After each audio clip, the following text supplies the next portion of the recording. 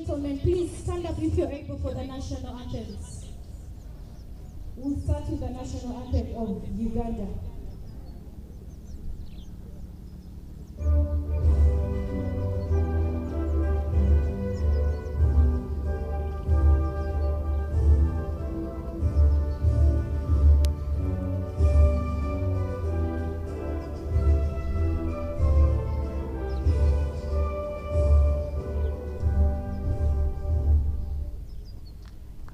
And now the national anthem of Nigeria.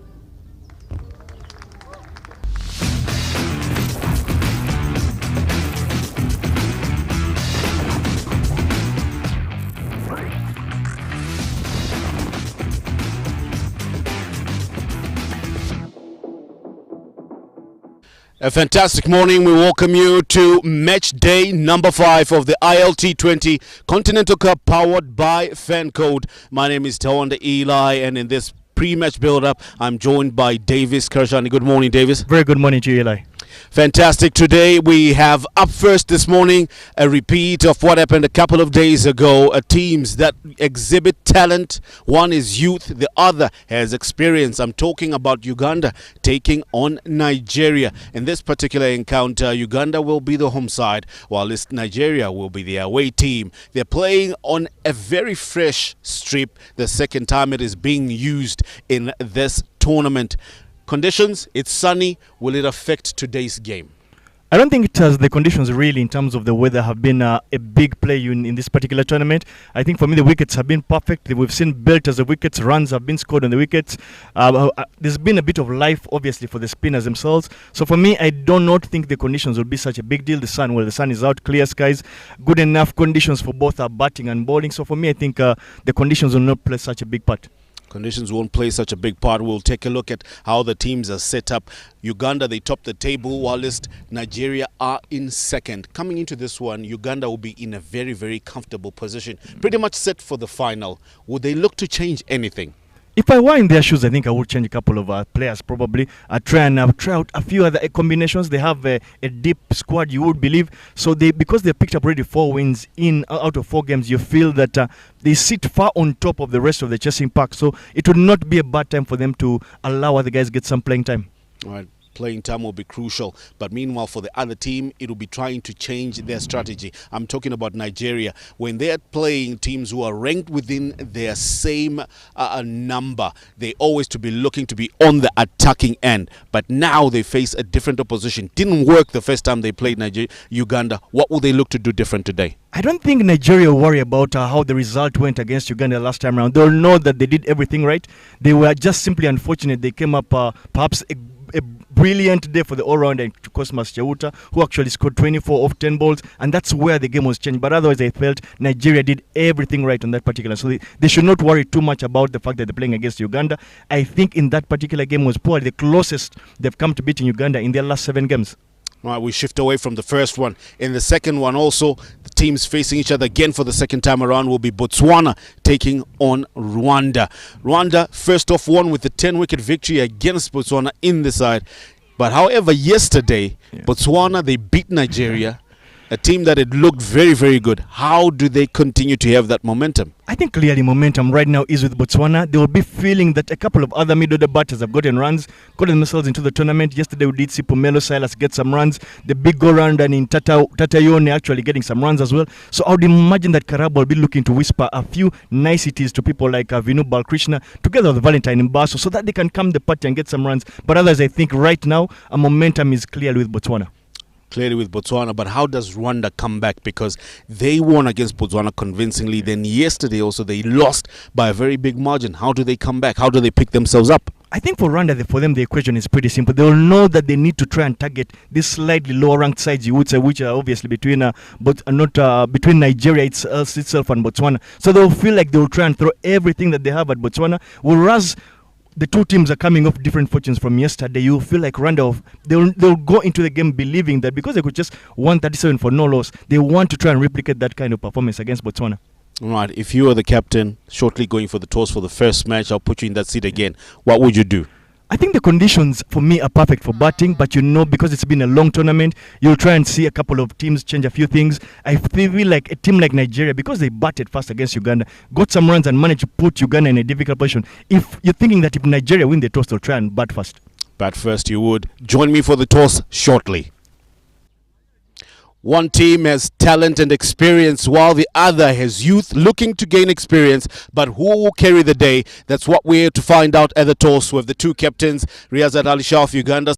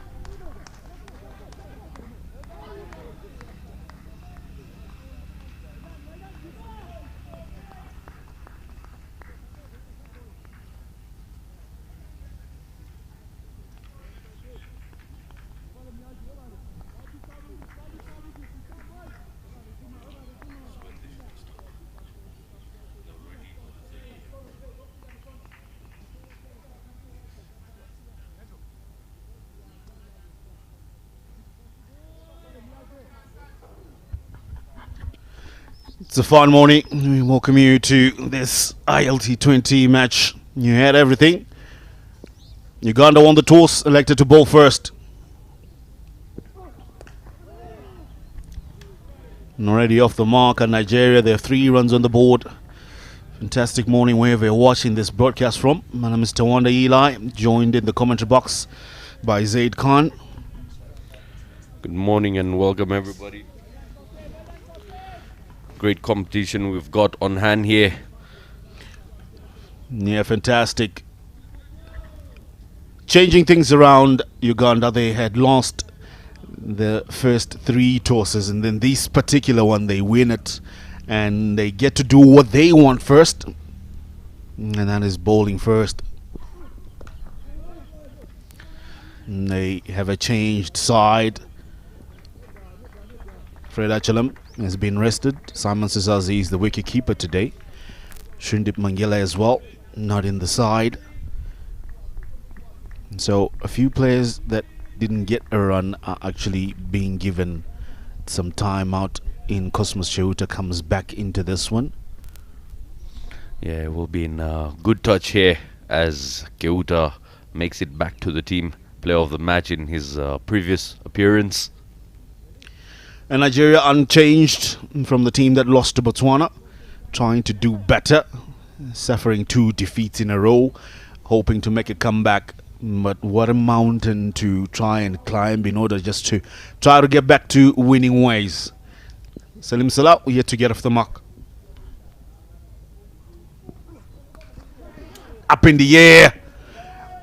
And that'll be a fortunate boundary. Does it go all the way? We're still yet to find out. And yes, that should be the first maximum. What a way to get off the mark for Salim Salah in Nigeria. Went hard at it, gave it plenty of air, and with the pace on offer by Cosmos, it goes the distance with ease.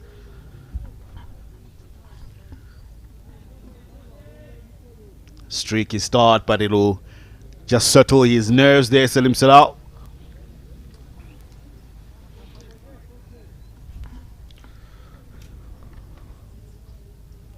Good start to the innings for Team Nigeria.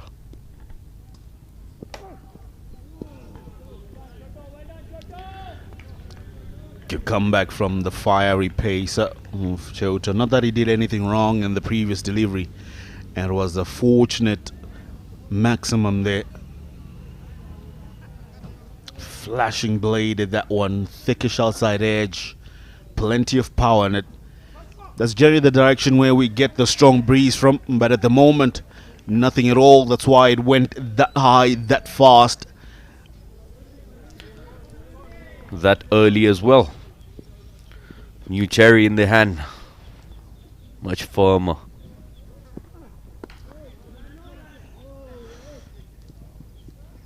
Salim Salau, he had a decent start yesterday against Botswana. When I say decent start, he made 12. We'll talk about that in the next over. As we finish the first, Nigeria, after this first 6 deliveries, 10 for no loss. Salim Salau with Suleiman Renshaw, they make up the openers. Olayinka coming in at 3, Danladi starting the middle order with Sylvester Okpe, the captain, and Karim Ridwan. Those are the batters that are looking to be the backbone. And here we have Team Uganda, the 2 opening pair, Robinson Abuya, Simon Sisazi, who's been brought back into the wicket-keeping section, Raghav Dhawan, and Riyazat Ali Shah, the skipper. Juma Miyagi coming from the airport end. Just making sure that his run-up is nice and proper. The youngster, very much in his prime, looking to get better and better. Quickest deliveries around the 144 mark. He wants to breach that and get to the 145. Always looks to have a very, very smooth bowling action.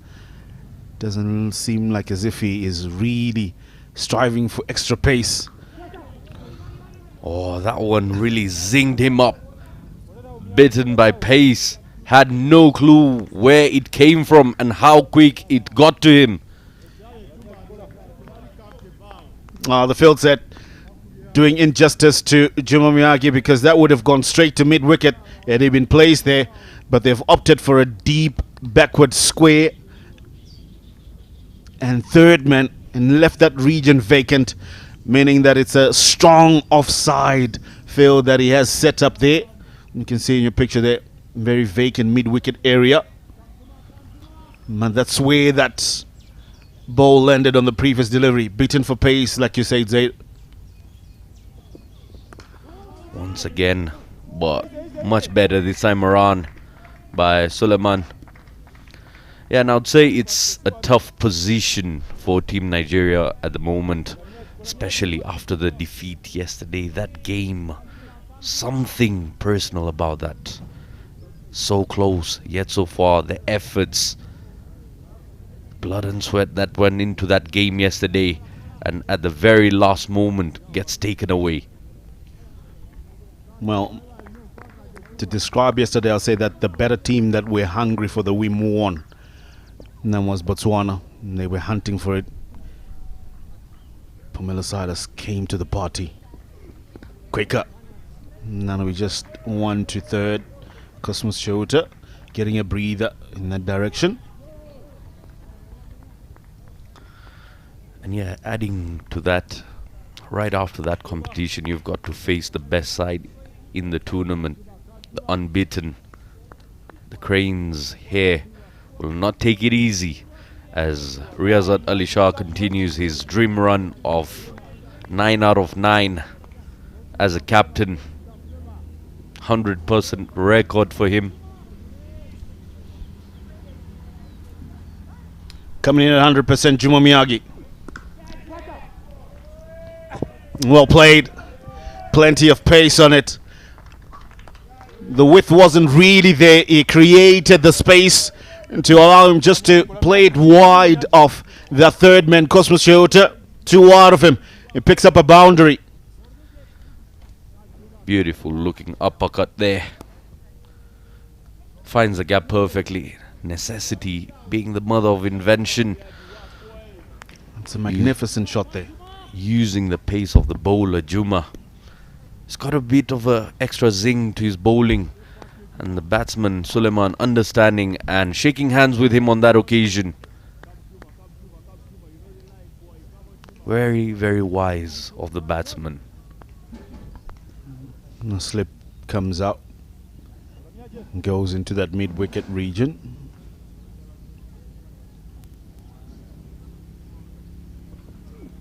Cut away. Save your legs. Good shot.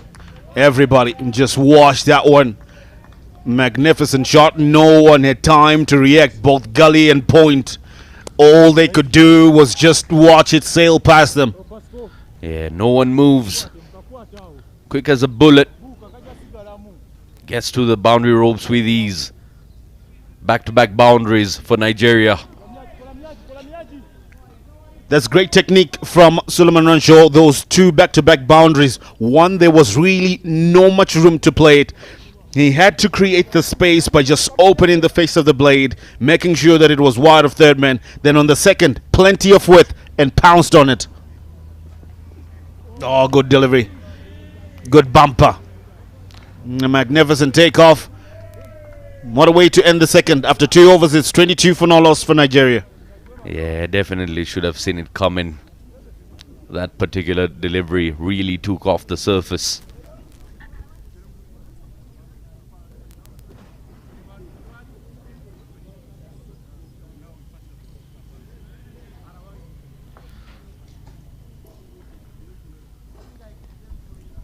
Good start to their innings, Nigeria. They have 22 runs on the board in the first two. Normally those overs, they allowed the liberty to just have a look at the surface. But I tell you what, they are seeing it quite clearly. Going at 10 and over in both overs here. It's a very, very fair surface out there in the middle. We saw it being used yesterday for the very first time. Batsmen can trust the bounce, can trust the turn. The bowlers also picking up wickets when they do themselves some justice.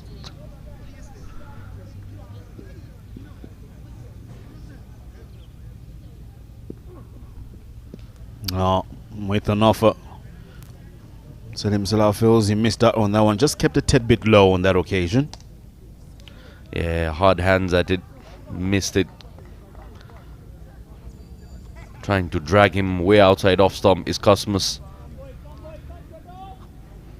Straight lines. Doesn't move the ball too much. But it's the pace and the action, the release itself. Strong wrist behind it.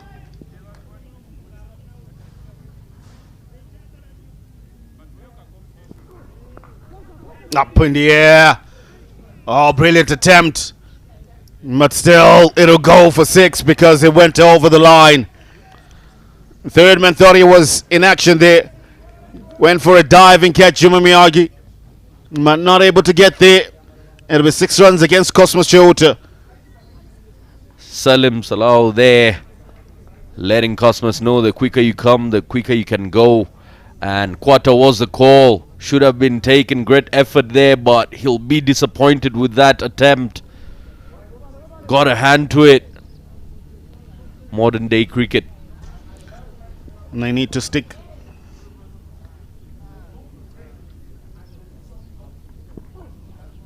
Flashes at that one again, but that one will be caught wide. And choosing this time around to change his attacking method. Yeah, have a look at that. We saw a couple of batsmen in this tournament. Certain deliveries outside off, they decide to let go of it, leaving it well, but not the Nigerians. Anything on offer, any width on offer, they'll have a go at it, regardless of them connecting it or not. One is the understanding that they need to be attacking within this power play, utilize it effectively. Not a bit wide, or no ball rather. Yeah. Frustrations. Never easy as a pace bowler. Starting off, plays a mental aspect to it. Nearly got a bat. Just having a look at that replay again. Cosmos needs to be careful when he's coming around the wicket, because I believe he's straying into that danger area. He needs to take note of that, because that might just add to the frustrations. Yeah, definitely in the boot, not behind the line there.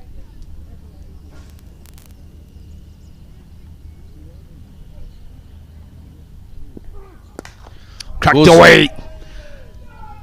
Maximum. And the shortest boundary is the straight one. Straight you come, straight you go. Good hit by Salim Salau. A good start for Nigeria. And that will be the second maximum of the over. The intent, the execution just carries it right out of the boundary ropes there and gets the full value. Clean connection there by Salim.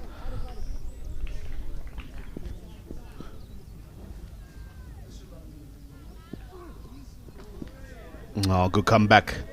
Better from Christmas.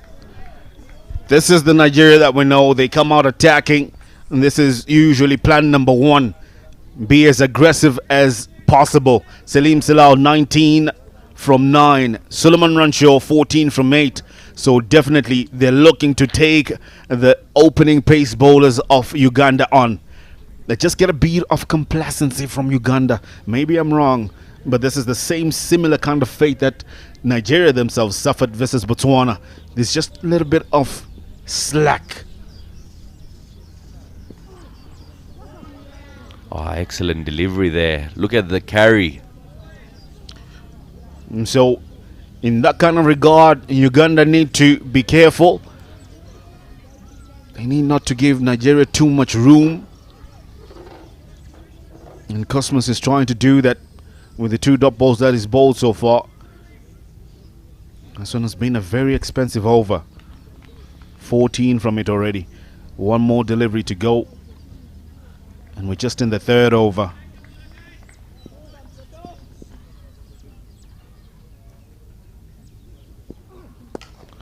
Straight bat. Quick single taken. It's good running. And that will be the end of the 3rd over. It's 37 for no loss, Team Nigeria.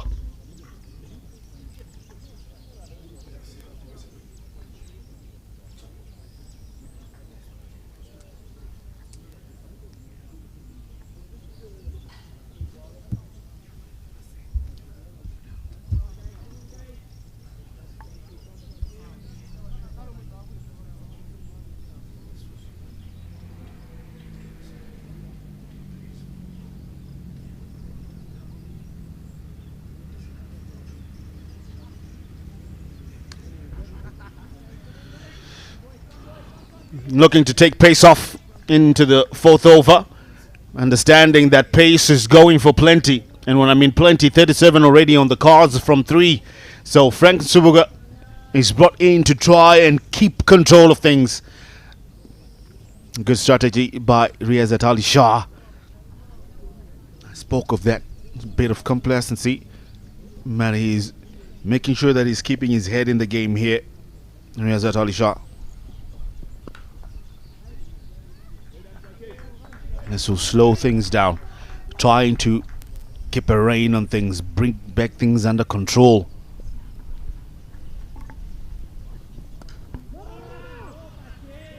Almost looking to set himself up, Salim Salau, on that occasion, but just the pace was off there, so he had to change gears.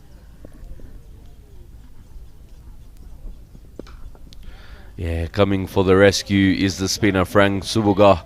Plenty of experience upon his shoulders there. Every time Team Uganda start off with pace bowlers being a bit expensive, you find that man coming in to settle them, to bring some calmness to their side, and you can see he started off with 4 back-to-back dots. And the good thing about it is that he's going through his over quickly, trying to give himself room there, and we just get the 1. Yeah, it doesn't really give you too much of a time as a batsman to think about what just happened. Gets through with his over very, very quick.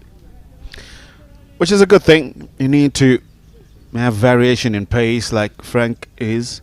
That allows you the ability to have control element of surprise as well. Big shout.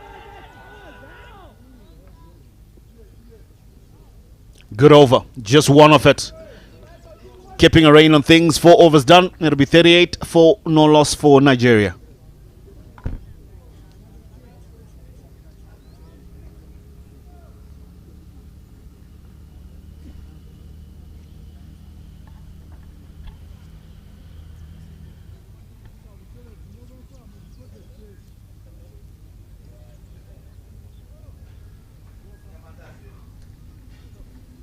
As we get in for the 5th over, will be Juma Miyagi continuing from. He's got the change of sides now. He'll be coming in from Keuta's end, which is the pavilion end. You were here in the commentary box yesterday, and that nail-biting end to the game. What a catch Okpei took. Take us through that particular part of the game. What was it like here in the commentary box and the fans getting into it? That was an absolutely marvel to watch. Everybody was actually on the edge of their seats there. Quite a number of catches taken yesterday. Donati took a magnificent one as well. Juma Miyagi changing ends. Cosmo Cheota gets the throw in. And that will be close. That's a very close one indeed. The umpire needed to make a decision in a split second. Yeah, interesting there by Salim. For me, from my end here, that is out. Didn't look like he had made it there. His bat was clearly in the air. Bat in the air. Umpire was still trying to get in a good position to see that one. And they'll give the benefit of the doubt to the batsman, because we have the courtesy and the privilege, a very big privilege, of the replay.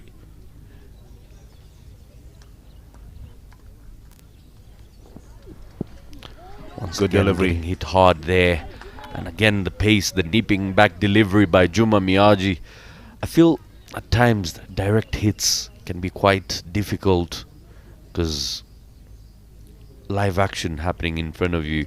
You've got your peripherals going on, and a split second can result into a wrong decision or a tough one. Yeah, very much. Very difficult job being there. Given the chance to choose between standing and being here, I'll be here any day. A great piece of bowling. Juma Miyagi, definitely he is making great use of the change of ends.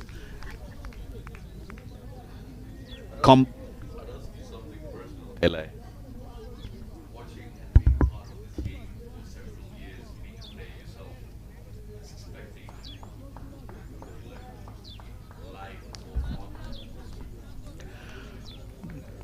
To be honest with you, I prefer the screen. Courtesy of replays, courtesy of commentary, various angles, aspects and insights into the game. It just brings that. But even in modern day, and the elements of technology that was saying that you can have a situation when you have an earpiece to the commentary while watching it live, I think that would bring me to the ground, where I can have the commentary in my ear while I'm watching it live, and replays on a big screen if it is there. So then that kind of aspect will give me the liberty to come to the stadium. We are the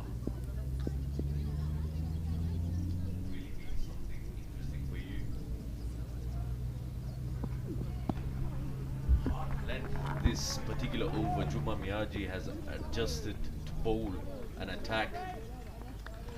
That one will sting because it has taken a hit right on the glove. That is Salim Salah, if I'm not mistaken. Yep, it hit him right on the glove. He's taken his gloves off, literally threw his bat down because it's stinging. Yeah, he's Good bounce that Juma Miyagi is getting from this particular end of the pavilion.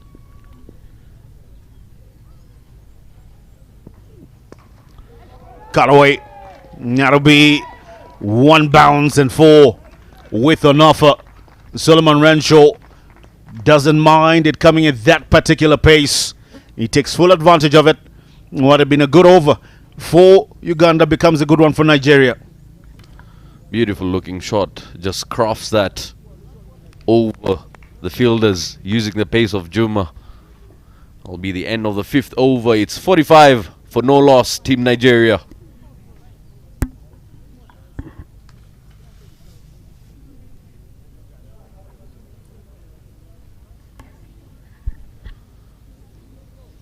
Knowing the long batting lineup of Team Uganda, what would you reckon would be an adequate total here by Team Nigeria? Still pretty early to determine that, but my chat with Isaac Okpe in the middle of the toss, he said he'd be comfortable with anything around the 150, 160 mark, and that will be the target. And so far, at the rate they're going, they're pretty much going for that. They're 45 runs after 5 overs, going at 9 and over. We saw something similar yesterday as well. Nigeria getting off really well and then the middle order just collapsing.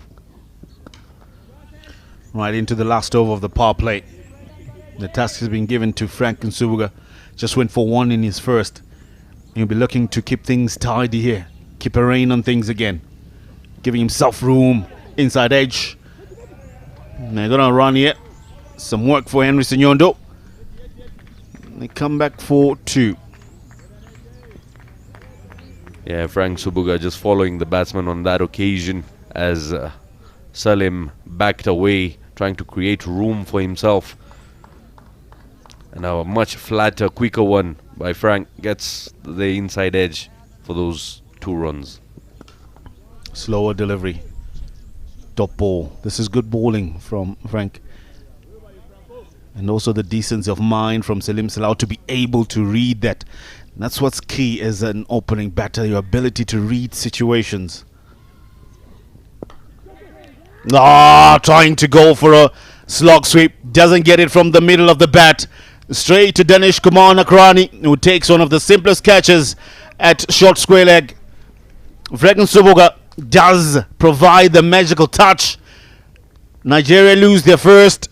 Uganda pick up their first. Yeah, very, very soft dismissal there for Salem. Tried to go hard, down on one knee and finds the man.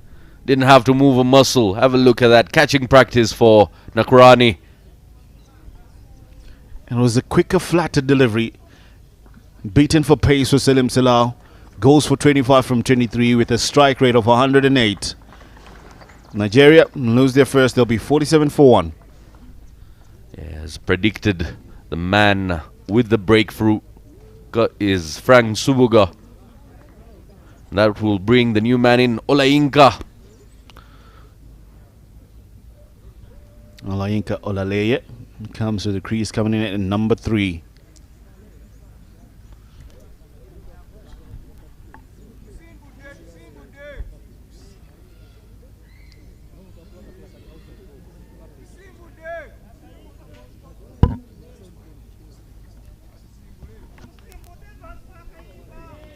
Striking at the right time in the last over of the power play, keeping a rein on things. Off the mark on the first delivery. It'll be a single. Uganda won't mind that. One more delivery to finish the power play here.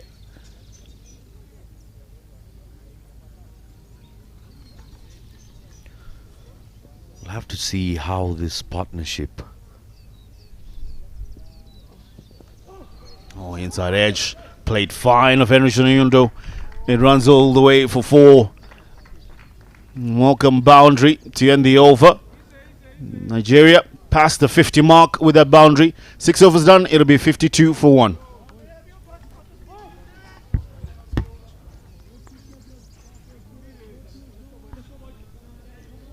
So this was the power play. Got off to a brilliant flying start. Short delivery coming in. Pace on. plenty they went for. Some magnificent striking from the two openers of Nigeria. They got off to a blistering start, a 47-run partnership they had. Some magnificent shots they played all around, especially with width on offer. Then there was that magical touch from Fraken Subuga and managed to get the first wicket. And they finished off the boundary with a 4. So it's been an evenly balanced power play. Wicket picked up by Uganda. Runs on the board by Nigeria. Solomon run short, 23 from 13. Not out, still in there. Salim Salah went for 25 from 23. Olayinka Olaleye is the new man in. 6 overs done. Now be changed. And the voices in the commentary box, with Danish Kumar Nakrani being the new bowler.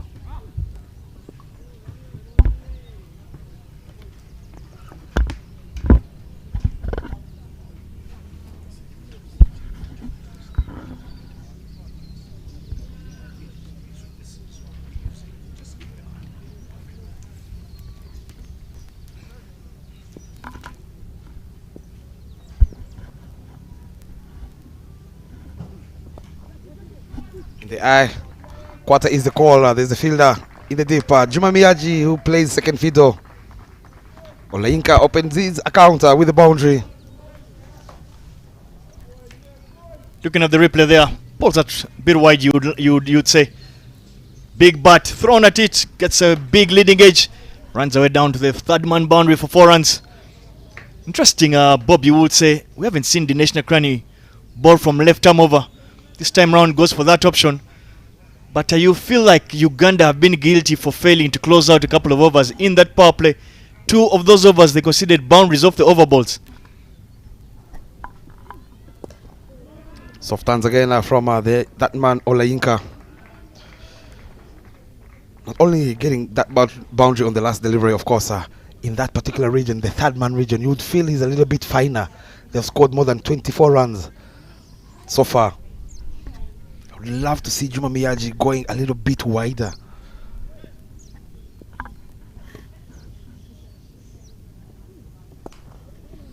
Much better there from Dinesh Nakrani.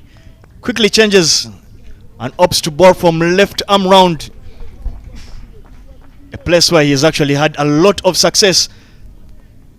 Many coaches around the world will tell you the most important balls as a bowler are the first and last ball. And if you looked very closely at the data so far, Uganda have conceded a lot of runs you'd see on the first and the over balls. Soft hands again are trying to sneak in a single, opening up, of course, the full face of the bat. A tidy one despite, of course, that boundary. Yeah, but you feel like because Dinesh has conceded 5 runs in one delivery, you feel like Nigeria would have loved to make this at least an 8 or 9 run over.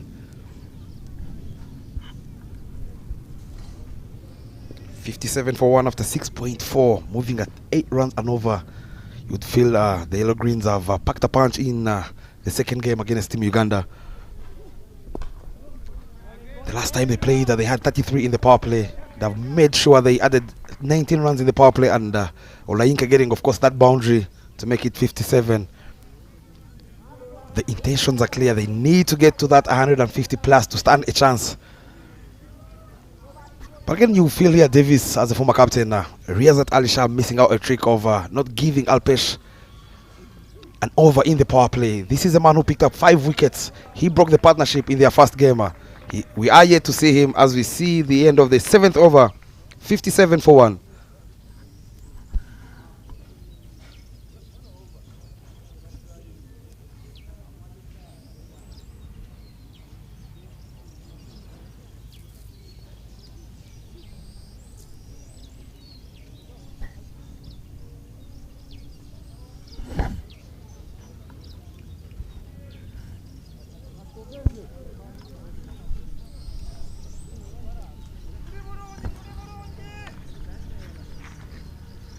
And there is a bowling change from the airport end. Cometh the hour, cometh the man. The man you're asking for. Alpesh Ramjan is being tasked to come and put the brakes on this Nigerian stand. You would say they have been very quick out of the blocks, already at 57 for 1. Nigeria will obviously feel like they are the happy of the two sides right now. The man, of course, who picked up the first fifer in the ILT20 Continental Cup Powered by Fancode with figures over 4 for 17. Picking up 5 wickets. Into the pads, straight to the fielder in the deep at long on.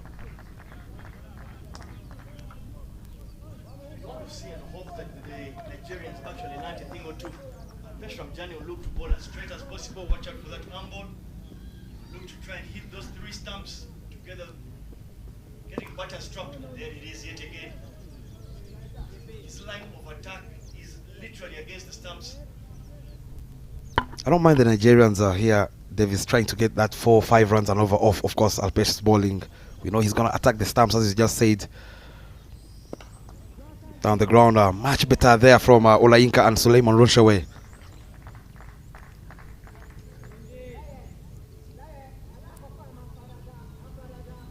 Playing him down the ground. One of the safest play to play, of course, that man Alpesh.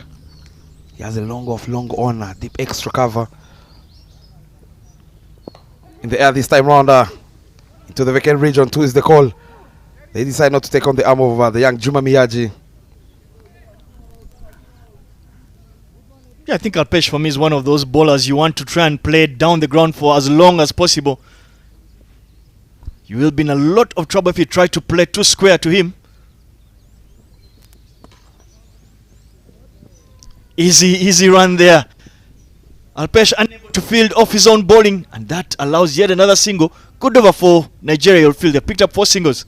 Absolutely, and the eye to close off, of course, the first over of Alpesh.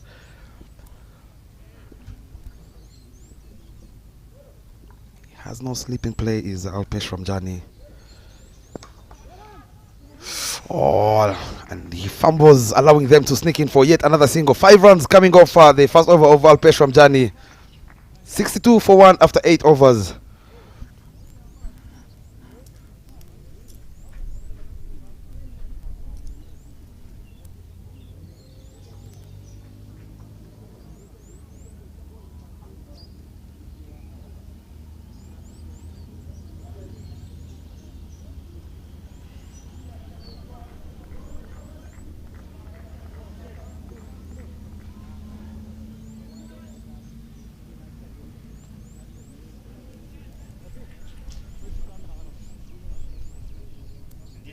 Will continue to operate from the pavilion end.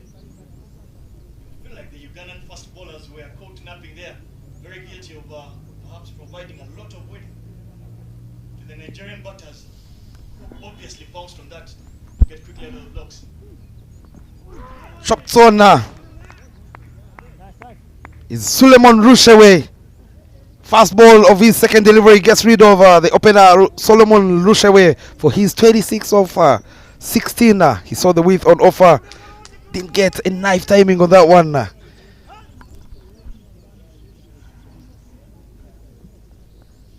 at the replay there, Dinesh literally rolls his fingers across that one.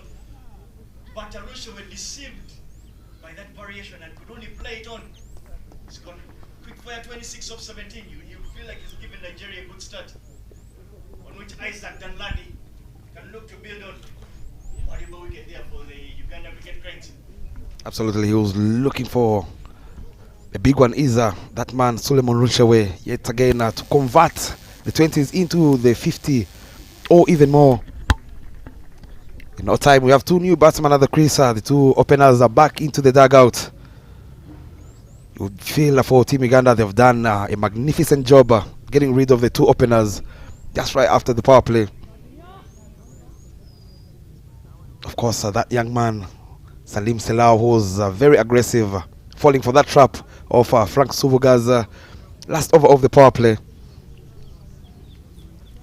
I would feel for the young kid. I think for me he's shown a lot of aggression, not just in this game, but the whole tournament. And the fact that he is a youngster, I would not feel too hard done with that shot, of course, that he played. Found himself getting caught at a short square leg, you will say, but for me the intention was okay.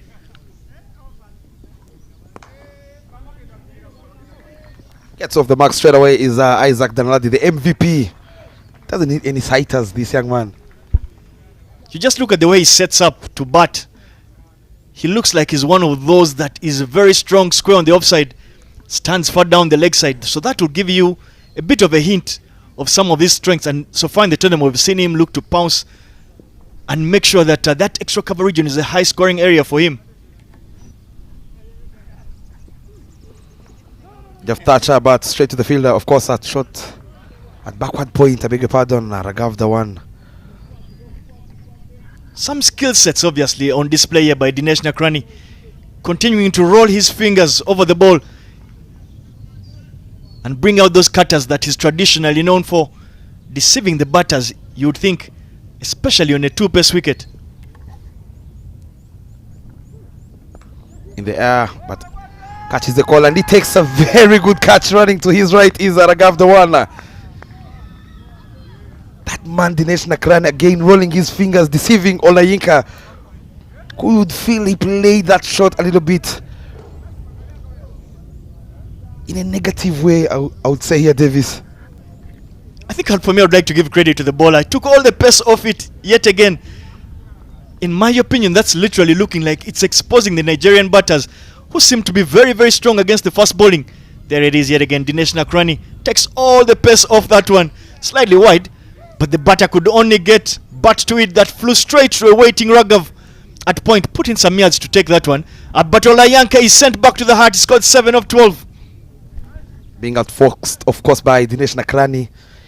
You would feel for the young man there, Olayinka, going back, showing the dugout that I was beaten by that leg cutter. Prosper Hussaini has been promoted, of course, with his skills of the left and right hand combination up against Dinesh Nakrani.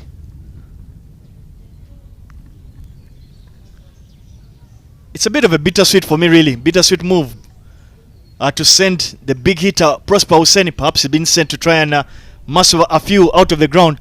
By Nigeria the other day were guilty of trying to go too hard too early.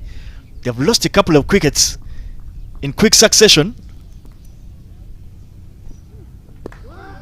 Plays it on back footer, full face of the bat. You would feel he's been sent out for that, of course. Big long levers of his, but I'll tell you, Davis, that young man Prosper Hussaini, he is a proper batsman.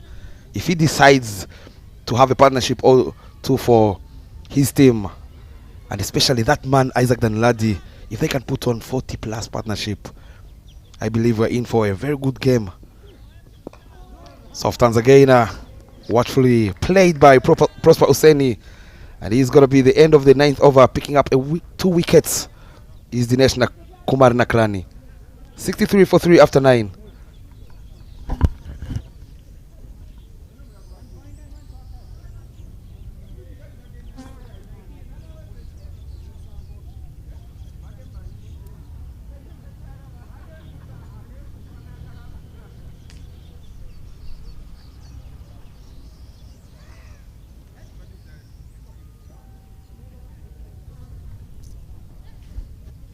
And there is a bowling change from the airport end. Franco Subga is called back into action. Alpesh Ramjani takes a break. And I think I like this particular matchup. Franco Subga, the most experienced player for the cricket cranes out there, is being called to bowl at what you'd think is a very important time. Big passage of play here with Isaac Danlani and Prosper Hussaini on the wicket. I feel like the run rate is not the challenge here for Nigeria. They just need to stitch together a partnership. But another 4-5 overs at about 600-700 runs and over, then they can put their foot on the pedal at the back end of the inning.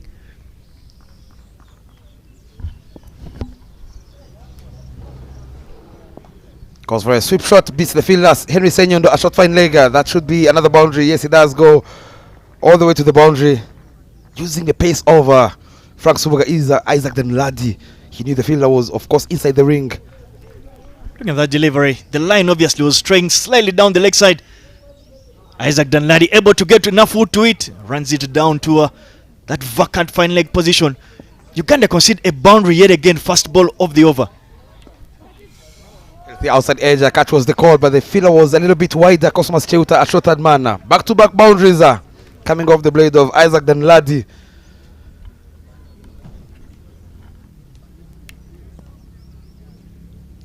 The replay there. Isaac Danladi goes hard.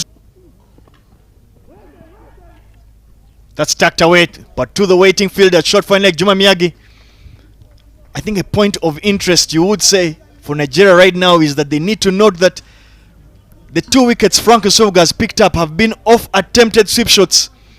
Both batters attempting to sweep very straight deliveries and losing their wickets in that attempt. So perhaps, because there's not much turn on the wicket, you want to try and knock the spinners down the ground rather than try and play very square to them. Flashes hard, quarter is the call. As straight as a ruler, as Prosper Hussaini gets off the mark with that lovely shot down the ground.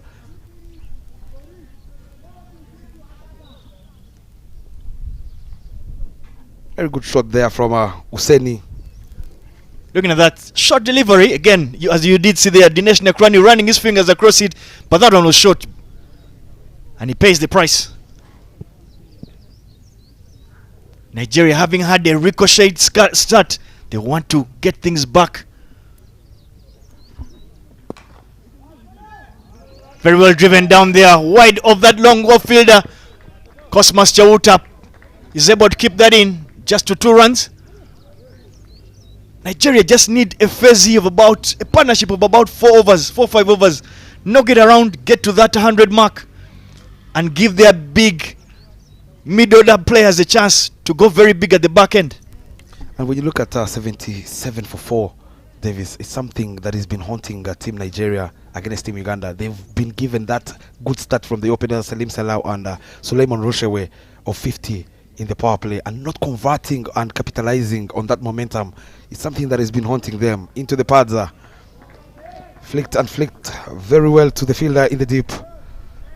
Half the way Prosper Hussaini is now rotating the strike, already getting 7 runs in this over, allowing now the captain Sylvester Okpe yet to face a single delivery. I think it is smart from Prosper Hussaini. He obviously recognizes that they have lost almost half of their team, especially their batters, so they just need to put together a partnership here.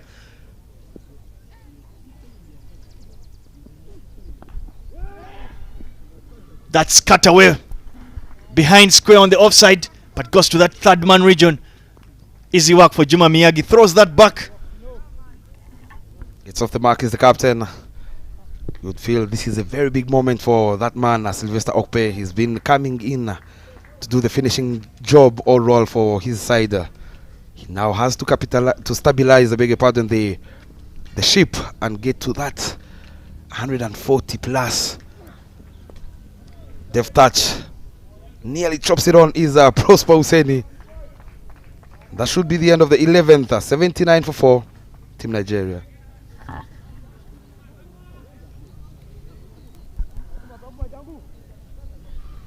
Looking at the batting card there for Nigeria, they got off to a flying start from Rusewe. Got 26 of 17, Salau 25 of 23, Olayanka 7 of 12, Isaac Danladi the last man out 9 of 7. They are in the middle. The Prosper Hussaini together with the captain Sylvester Okpe. Score is 79 for the loss of 4 after 11. You see the bowling chatter, Cosmas and Juma Miyagi a little bit expensive. Cosmas going for 12 runs in his 2 overs, and Dinesh Nakrani and Frank Subuga picking up 2 apiece to bring back things to the Ugandan side. Alpesh Ramjani still has 3 massive overs in this game as we see him coming from the airport end. This should be the partnership to steady the ship for the Yellow Greens up against the best in the business, picking up of course the first 5 against Team Nigeria.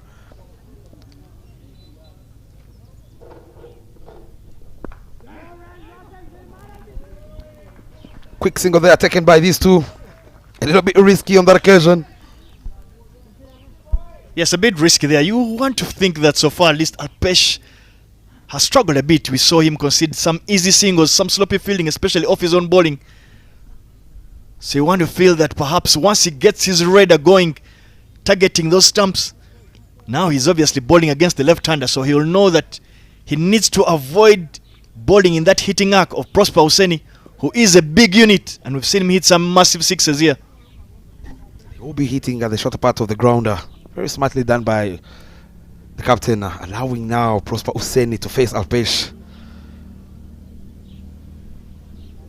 There's a deep square leg, deep mid wicket, deep extra cover, and a long off, long on Those are the boundary riders for Alpesh Ramjani. Goes on the back foot. Get something on that one, allowing him to keep the scoreboard ticking. A bit risky there. I thought that was a little bit on the fuller side. So you would think Prosper's got an out with that one. You'd want to see him come on the front foot to look to drive that down the ground. Alpesh Ramjani has the skill set of trying to bowl very straight. So you don't want to play get caught playing around that pad. Alpesh Ramjani doesn't mind seeing batsmen playing him on the back foot. Of course, it brings in that option of the LB or getting bowled. Remember, not all his balls do get a turn. Be very careful with one that drifts into the pads.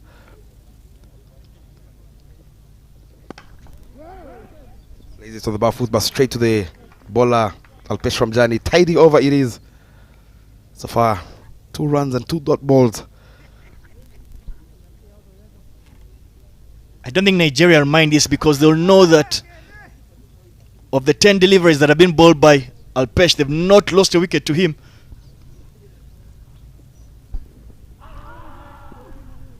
Loud shout for LBW. Right from here, that seemed to be sliding down the leg side. But you can see what he's trying to do. That arm ball is the most dangerous one from him. The assignment for Nigeria right now is knock it around, get a 20-run partnership, get to that 100 mark without losing another wicket. Loud appeal one more time there from Alpesh Ramjani, and the umpire says not out. 1 and over, giving away only 2 runs in his second over. 81 for 4 after 12.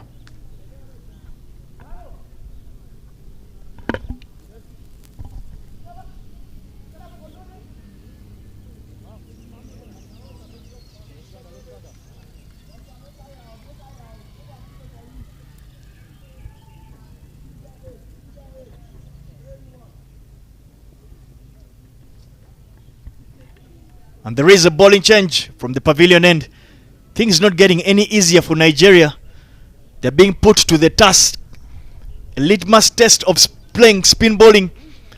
Henry Senyondo is being deployed to bowl from the pavilion end. He is a left-arm orthodox. As I did state yesterday, Henry Senyondo has picked up 102 T20 international wickets. Sits in legendary company, I think, between Shahid Shah Afridi and Shadab Khan. Is not too far from Lasith Malinga. That will tell you about the quality of left-arm orthodox that Henry Senyondo does deliver.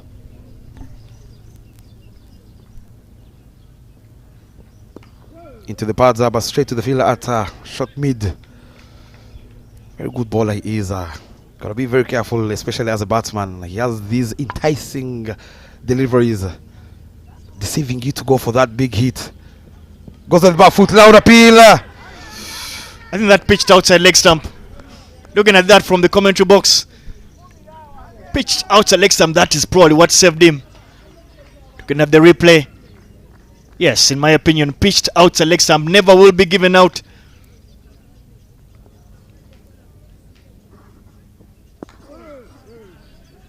Back-to-back dot ball, 3 dot balls it is here for Henry Senyondo. You can tell there's a bit of an itch in Prosper Hussaini. You can see a sense of urgency. He'd want to get off strike or at least muscle one out of the ground. Of course, he will be loving to target that big gap between a long on and a deep mid wicket. On the back foot one more time again. Another dot ball, back to back. Pressure now climbing for the yellow greens. You can see the frustration there from Prosper Hussaini. That's a total of 8 dot balls so far. 4 in this over and 4 of the last in Alpesh's over. You think that there's some itch going on there.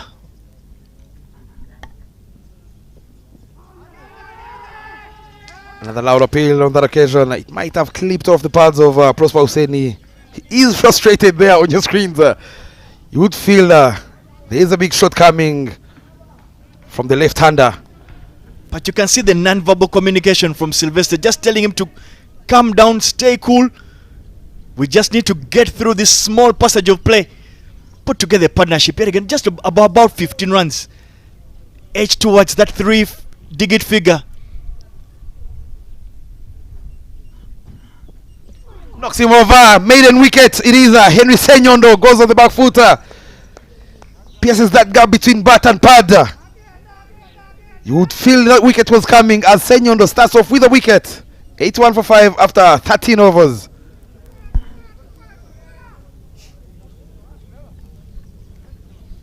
Looking at that replay yet again, Henry Senyondo manages to get that in line. Bullseye it is, kept a bit low. Uganda would be happy with that because Uganda have put together 10 dot balls in a row. And with those 10 dot balls, they picked up the prized wicket of Prosper Hussaini. Looking at him there, a very pedestrian 8 of 14. You feel that this passage of play, the middle phase of the T20s, continues to struggle to trouble Nigeria. They need to find of knocking it around, reducing on their dot ball percentage in this phase of the game. But again, you feel for the yellow greens. Those middle order batsmen. That's when they come in to bat. It's when they are facing the best bowlers of Uganda. Alpesh Ramjani, it's Henry Senyondo, the likes of course, Dinesh Nakrani, cutting off all the pace. We've seen, of course, after the power play, they love pace on. Is the yellow greens. We now have Ridwan joining the captain Sylvester Okpe. Lovely to see again Sylvester Okpe going on the front foot. As you just mentioned, it is a double-paced wicket. Some balls, of course, are going to keep low.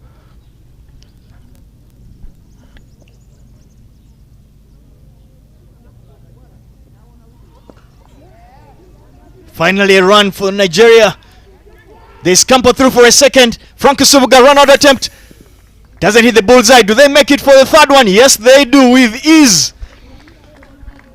Finally runs scored for Nigeria off 12 deliveries. You sense there's a bit of urgency that is obviously going to happen for Nigeria. They just need to put together a partnership here.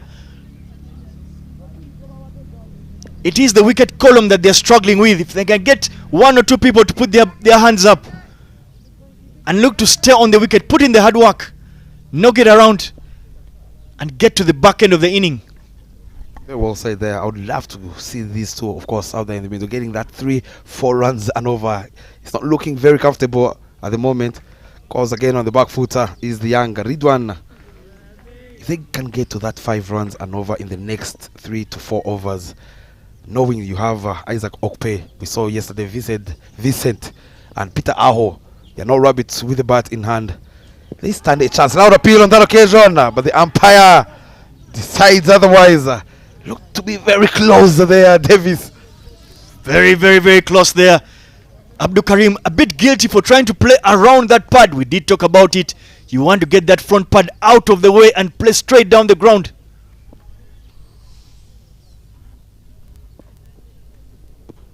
Goes on the back foot again. Not enough timing from the young man, Ridwan.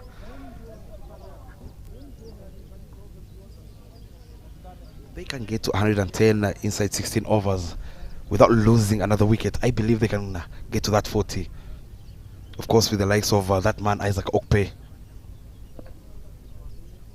And the captain himself, Sylvester. On the back foot one more time, straight to the bowler himself. What an over from Alpesh Ramjani, giving her only 3 runs. It is 84 for 5 after 14.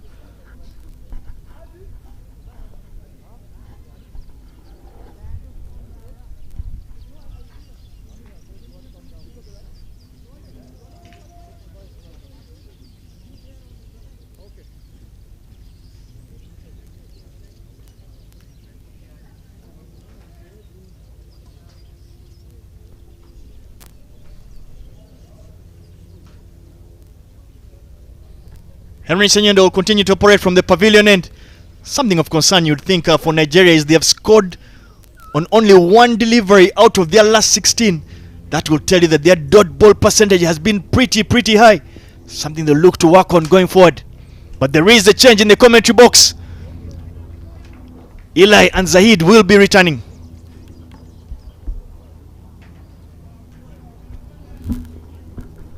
Thank you so much, Davis and Mr. Bashir. Some lovely commentary and insights. And with that stroke, Henry Senyondo picks up another one, his second. And just like that, Sylvester Okpe needs to depart. adding just a palm. And I mean a palm is just 5.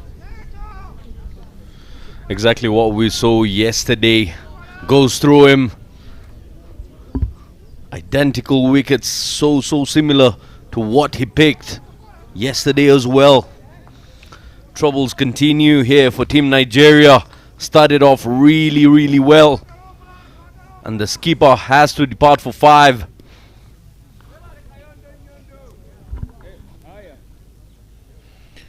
Nigeria 84 for 6.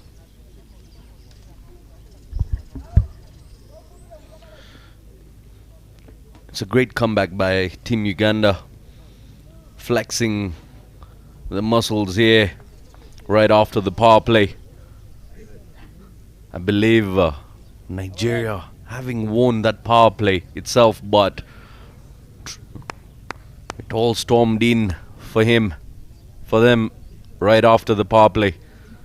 And Henry, 2 wickets without conceding a run so far. That's the threat spin possesses. No run taken yet again. Nigeria have lost 6 wickets for just 32 runs. And this is just from the power play, after the power play. They were on 47 for 1 at the end of the 6th over. Now they find themselves 84 for 6.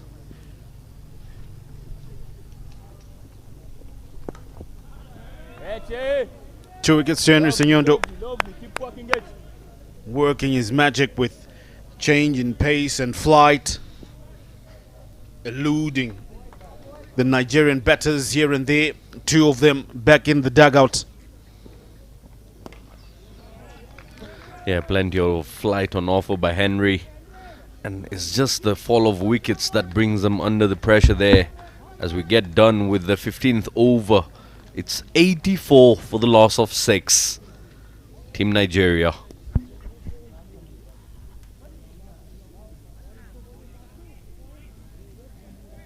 That's the worm of Nigeria.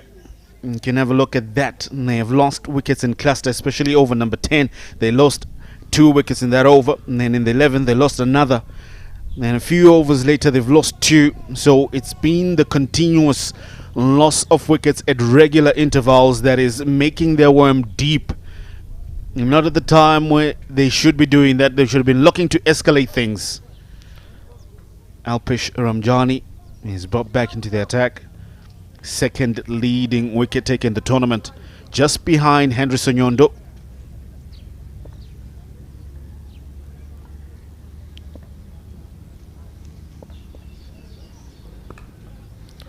Plays that past gully.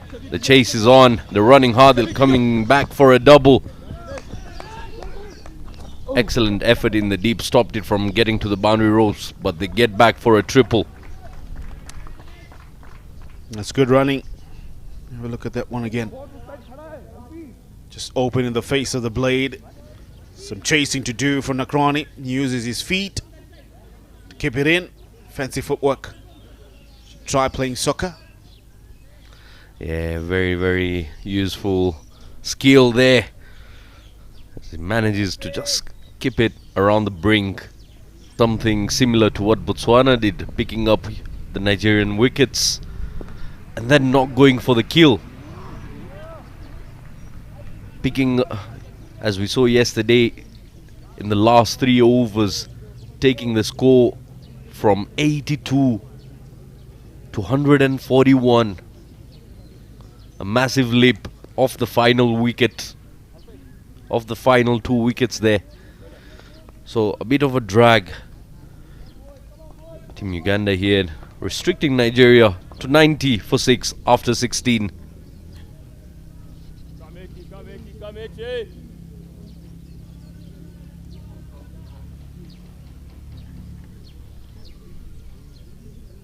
Henry comes in for his 3rd over. Yet to consider a run here. the leading wicket taker coming into this game. He already had about 11 wickets to his name. I'm sure now should be around the 13 mark. Or rather, this should be his 11th wicket with the 2 he's picked. First run conceded. Yeah, you can see the disappointment there by Henry. It just felt like he gave it a bit extra there, allowing the batsman to get off the mark. Great competition. Karim Ridwan on strike is also a good leg spinner, but is being asked to do job with the bat this time around. Goes for a big one. It's up in the air. No control in the shot. And that's the third. Oh, dropped. Juggled around a bit by Rizal Shaw. He thought he had it. Thought could take it on the third grab, but doesn't. Drops his head in disappointment. Yeah, the entire team can't believe it. Should have been the easier of the catches. Fumbles it 1-2 and goes down on the third as he has a look.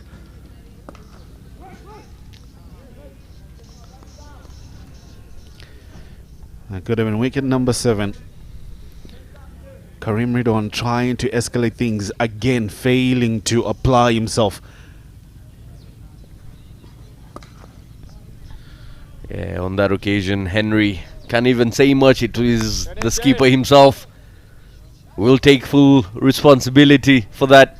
Yeah, you will need to work those runs. And that Ridwan will score from here going forward. They will be on the captain's target list. Tucked away leg side.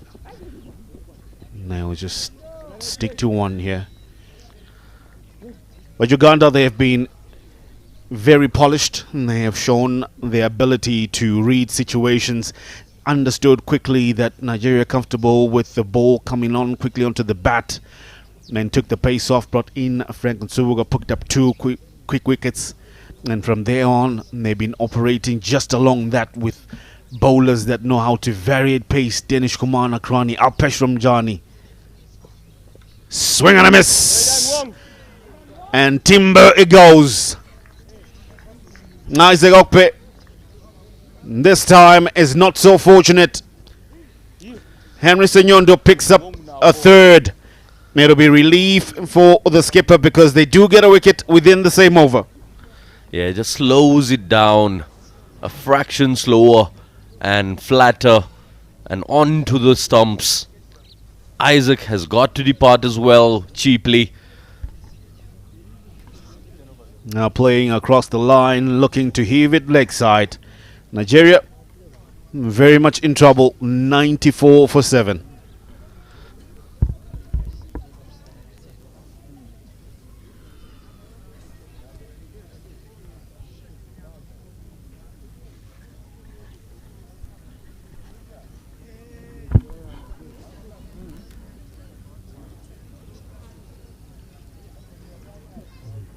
Frank Nsubuga is asked again to come back into the attack. Why change your winning formula? Spinners are doing the job. Frank has 2 from 16 and 3. 1 more over to go from him, and he'll finish his allotted 4. They've been brilliant. Brilliant have they been, the spinners of Uganda. Yeah, new man coming in, Vincent Adeoye. Timed neatly. And there'll be a chase, and the ball will win. He has to go up the hill to try and slow down. Good way to start off the over. Karim Ridwan finds a boundary, a much needed one. Yeah, out of the bowlers there, Frank Subuga just adding a bit of extra pace. Has got to pay the price there. The chase goes down in vain. Right now, Nigeria will be thinking what will be a decent score here. And they have 98. Oh, the shout and given. Karim Ridwan has to go. It was a tame appeal, but he has to depart. The umpire gives him out. Frank picks up his third. Yeah, not a really animated appeal there, and the finger goes up straight away. Frank Subuga picks up his third as he skids it onto the pads of Ridwan. Scored 10 of 12 deliveries there.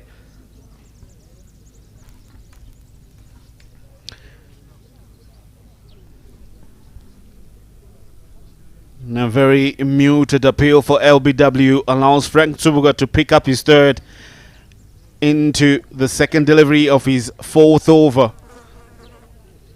And Karim Ridwan missing one that would have gone to crush in between middle and leg stump. 98 for 8 is Nigeria. Yeah, major concerns for Team Nigeria as a batting unit playing across the line of the delivery. No straight bat shots being played more often, allowing the bowlers to go through them and being trapped in front of the stumps. Abdul Momoni Mohammed is the new man. Comes in when his team is seriously on the back foot. Here, anything around the 130 mark would be good enough to have something to bowl at. Apart from that, it'll become an easy target for Uganda, you feel. Trying to free his arms, Abdul Momoni. After this over, there will be only 2 overs to go. Team Nigeria here lacking a partnership pair out there in the middle, resulting to a fall of 8 wickets. Got a good start, I must say. The power play was well within their control. Rightly said. Just punched down the ground after last delivery of the 18th. That'll be 99 for 8 for Nigeria. Frank Nsubuga in his allotted 4 finishes with figures of 3 for 21. He'll be a very happy man.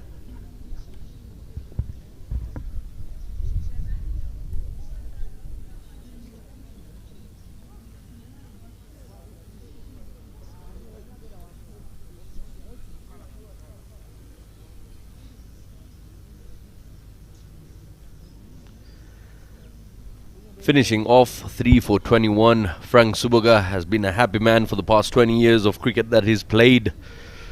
99 for the loss of 8. And Henry will come in now to finish his spell. He's still in single digits, and I mean this in a very good way. Picked up 3 wickets, has given away just 4 runs. That speaks of the skill of the man.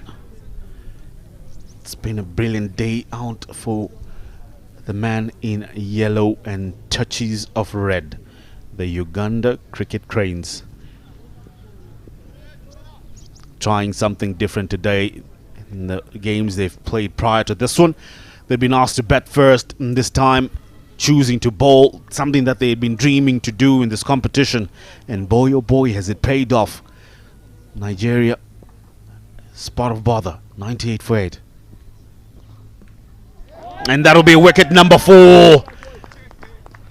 Abdul Momoni comes down the track, walks past it, and he rocks the middle stump. Yeah, no lesson learned. The man has picked 4 wickets now. Picked up 3 before that one. And outfoxed by the innocence and mastery of Henry Senyondo. Is he in to pick a 5er? Abdul Momoni goes for just adding a solitary run to the total. It'll be 99 for the loss of 9 wickets for Nigeria. Can this be any sweeter for Uganda? Can they dismiss Nigeria for just under 100? Which will be something new in this entire tournament. Henry Senyondo, figures of 4 for 4. Yeah, hurtful figures for Nigeria here. 999 on the deck.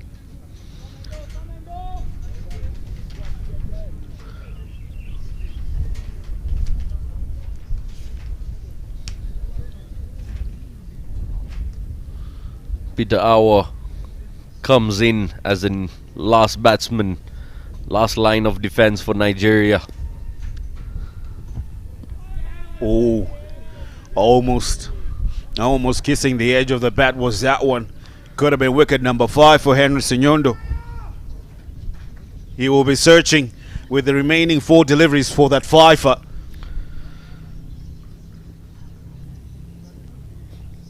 There we go. Oh, nearly had him there with the flight. He's getting a bit of turn as well. And it's just the aura of the man. Looking very harmless, very innocent, slow run up. Deceiving you into going for those big shots, and bang! He strikes. Swept away.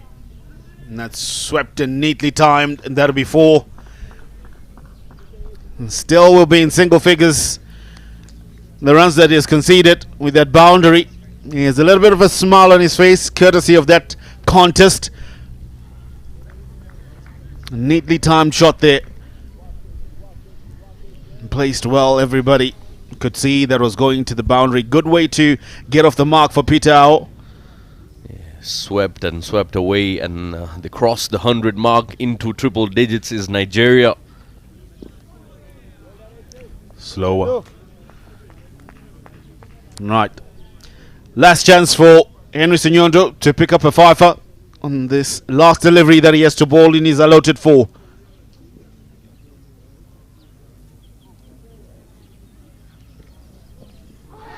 He will Big end shout. that with a fifer there. Goes through him on the pad, loud appeal, final delivery, picks his 5th wicket. And that will be the end of Team Nigeria as Henry Sinyondo ends his bowling with 5 for 8 in 4 overs. Cleans him up. Definitely a performance of note. He will get handshakes around. That's Henry Sinyondo with 5 wickets. Just 8 runs conceded, 19 dot balls, an economy of 2 per over. Brilliant stuff. Hugs from Nakrani. Hugs from Juma Miyaji. They love it. It will only be just 103 that Nigeria are able to put up in today's fight. Brilliant opening partnership that they had of 47. But after that, everything. The wheels came off quickly for the man in the yellow greens. And they are not being green today, becoming very, very yellow. No life in it again. And that's their betting card. Suleiman Ronshaw, 26 from 17, look good. Salim Salau, 25 from 23. That partnership of 47. Olayinka Olale made 7 from 9. Isaac Danladi 9 from 7. Prosper Hussaini 8 from 14 being sent up the order. Sylvester Okpe 5 from 10. And then Karim Ridawan also didn't make any notable contributions. And here we have the bowling scorecard of Team Uganda as we find 5 wickets. Henry Sinyondo, he picks in his 4 overs with an economy of just 2. The other bowlers, Frank Subuga, the spinner, 4 overs, 23 runs, 3 wickets, 5.25, and Alpesh Ramjani keeping it really, really tight there.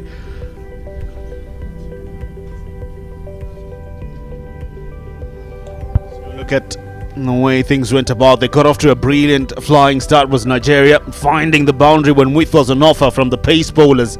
They went for plenty, playing some magnificent shots, neatly, swiftly timing it. Fortuitous on quite a number of occasions, and played it all around. And then pace was taken off, and that's when things started going wrong,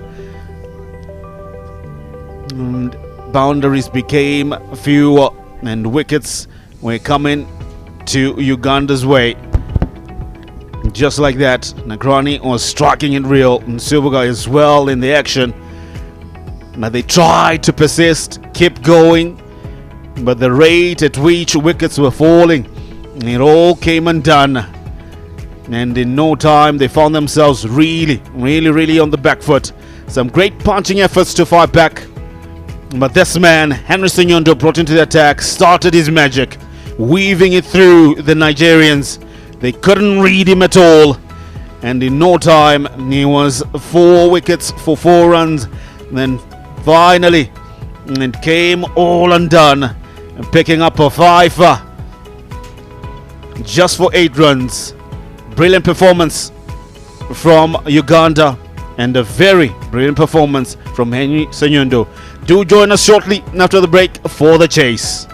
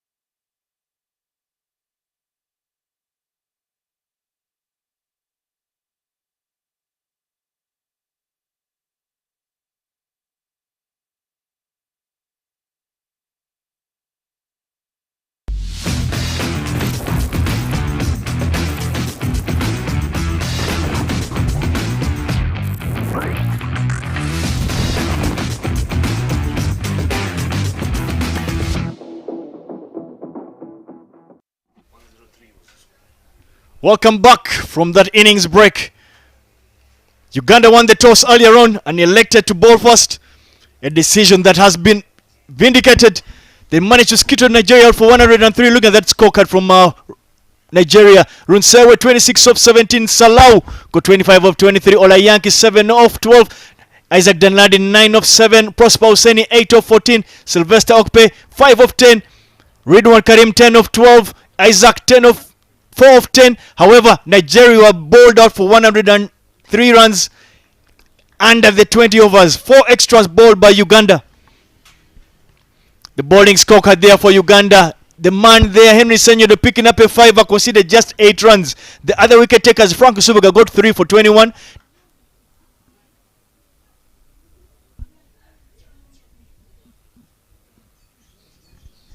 Some consultation going in there between the umpire and the Nigeria captain, Sylvester Okpe.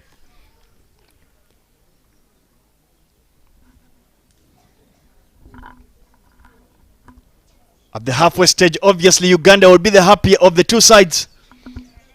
This is the 8th time these two teams are meeting in T20 internationals.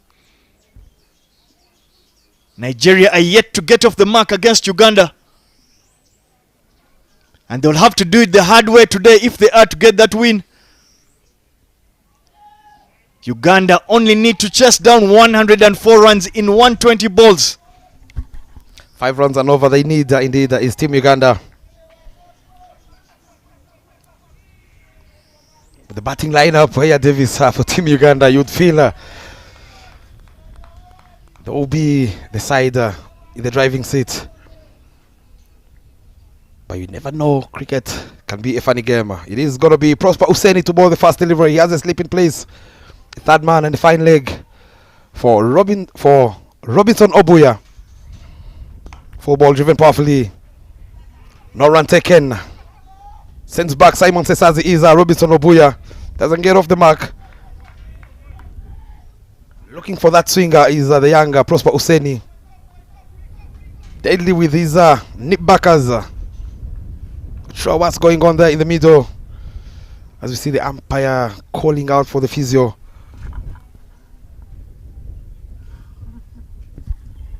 Looking at him touching his right part of right under that armpit. You don't want to think that it's probably a side strain. Oh my God! And look, it's the physio. He's putting the ice pack exactly on that strain. Not good sights there for the Nigerian fast bowler. But it looks like he is going to be alright. He is a big unit. And he will know that the Yellow Greens need him in this particular fixture as they continue to try and pick up that first victory against Uganda. Yeah, that man there, Prosper Husseini, he's been struggling with the injuries, of course, of late. He's been on and off the team. He's up and ready. Plays it to the back foot is that man, Robinson Obuya, with the full face of the bat. A man in form, I would say, here for Team Uganda.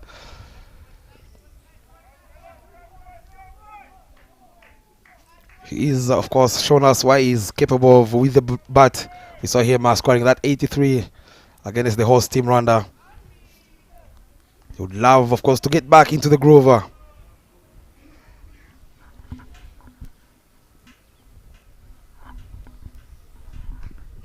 Full ball driven again. Straight to the fielder, Isaac Okpe at mid-off. Yet to open his account is Robinson Obuya. Yeah, but great cricketing conditions here. The sun is out in the land of the Thousand Hills. The Gahanga Cricket Stadium here in Kigali, the home of cricket in Rwanda. The fans will be hoping, especially on a Sunday afternoon, they will be hoping the weather stays this way. Full again. Another dot ball coming off from Prosper Husseini. Love the fact that he's trying to target the pads and stumps. Coming a little bit fuller. Of course, if he gets that late movement with, of course, now the breeze that is coming in into play, he would love to nick one through. But that man there, who is also known as a Robo, he is well strong out there in the middle at the concrete. We generally haven't seen a lot of lateral movement from the fast bowlers. Perhaps it was only Peter Aho managed to get some away swingers the other day. Driven again. Another dot ball. What a way to start the chaser from Prosper Useni. Not allowing, of course, Robinson Obuya to free his arms. He loves playing it through covers up front in the power play. Of course, using that. They have only 2 fielders outside the ring.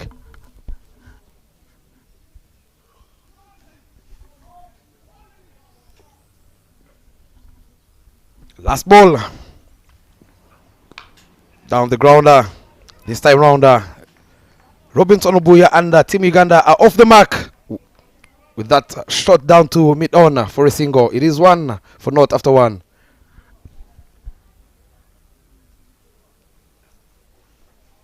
Looking at the replay there, full delivery, got some swing. Oh, that's the one that took obviously the beat of the boot.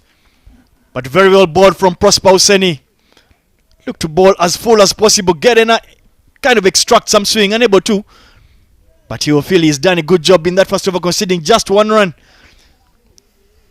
You're thinking perhaps, Bob, Robinson Obuya not timing any of those deliveries. We've not seen him time the ball as sweetly as he did in that game against Rwanda where he got those 83 runs. But the big unit of Peter Aho will be opening the bowling for the Yellow Greens from the airport end.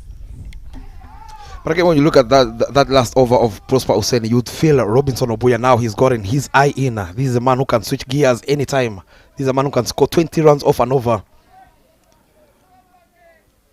I love the patience, of course, from Robinson Obuya.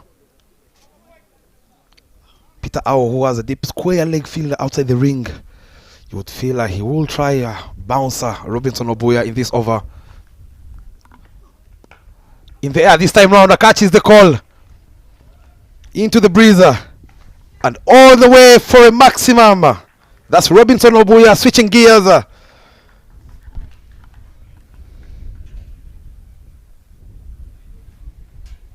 Looking at the replay, short delivery. Robinson Obuya this time is quick to jump on that one. Hits it in the air and allows the breeze to do the rest. We must remember that the last time these two players were up against each other, Peter Aho beat Robinson Obuya for pace.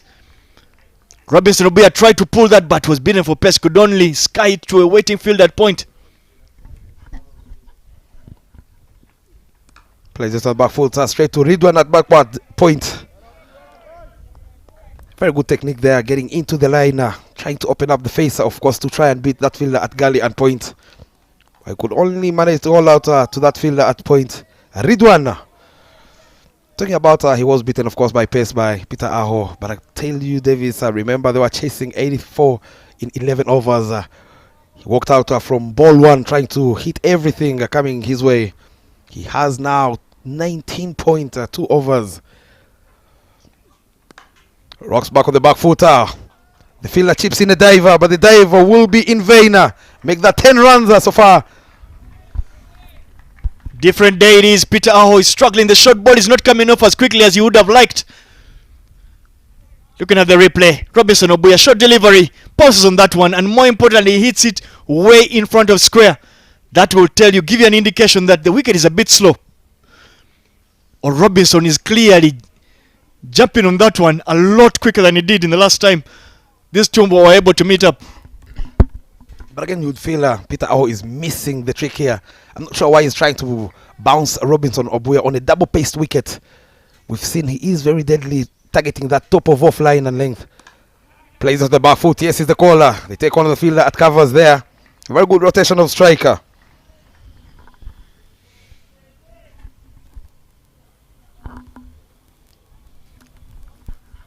Much better length there from Peter Aho. Good recovery from him. Allows Robinson to get right behind that one and pierce it in that gap at cover. But good work by Sylvester Okpe. Bobby rightly said, I think it's the length that he needs to get right. Ball a little bit fuller. I just said that he was the only bowler so far, fast bowler, who's extracted some lateral movement here at the Gahanga. But with that single brings Simon Sesazi on the strike. We did see Simon Sesazi with the gloves in this particular fixture. Fred Achalam taking a break. But Simon Ono is in the side largely for his batting, not his wicket keeping. He has a sleeping place for the left-hander is Peter Aho. Cuts it, not enough timing, but enough timing to get him off the mark is Simon Tesazi. He won't fail. Simon, of course, he's been struggling to get some runs. These are kind of deliveries. He used to pounce on the back foot, plays them between point and covers. Shows you a man in desperate in desperate need of runs. I wouldn't exactly say that because we did see Robinson Obuya struggle again when he had just started actually his inning. He wasn't timing them crisply. Simon starts off literally in a similar fashion.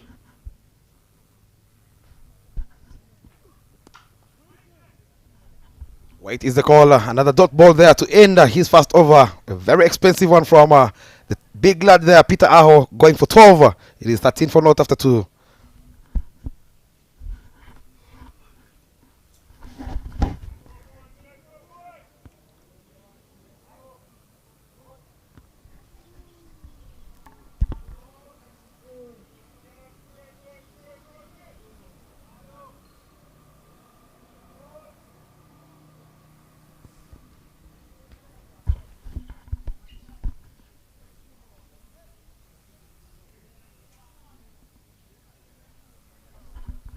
It's going to be that man left arm quick.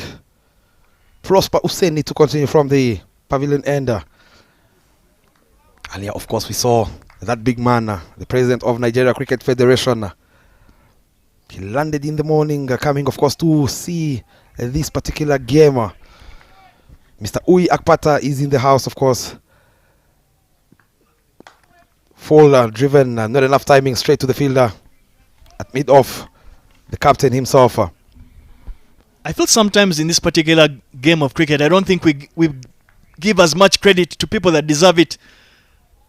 Particularly the man in that yellow and green. Easily the best batsman never to have played Test cricket. Steve Tikolo, who is the coach of Nigeria.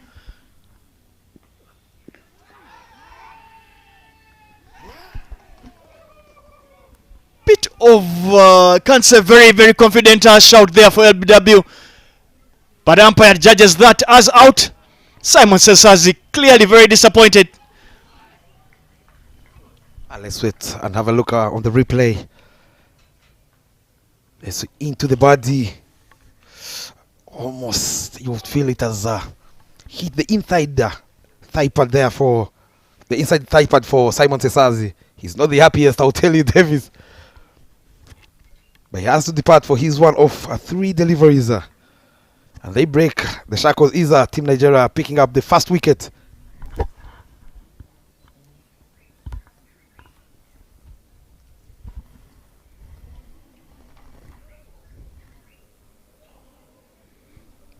And with Uganda losing their first in walks,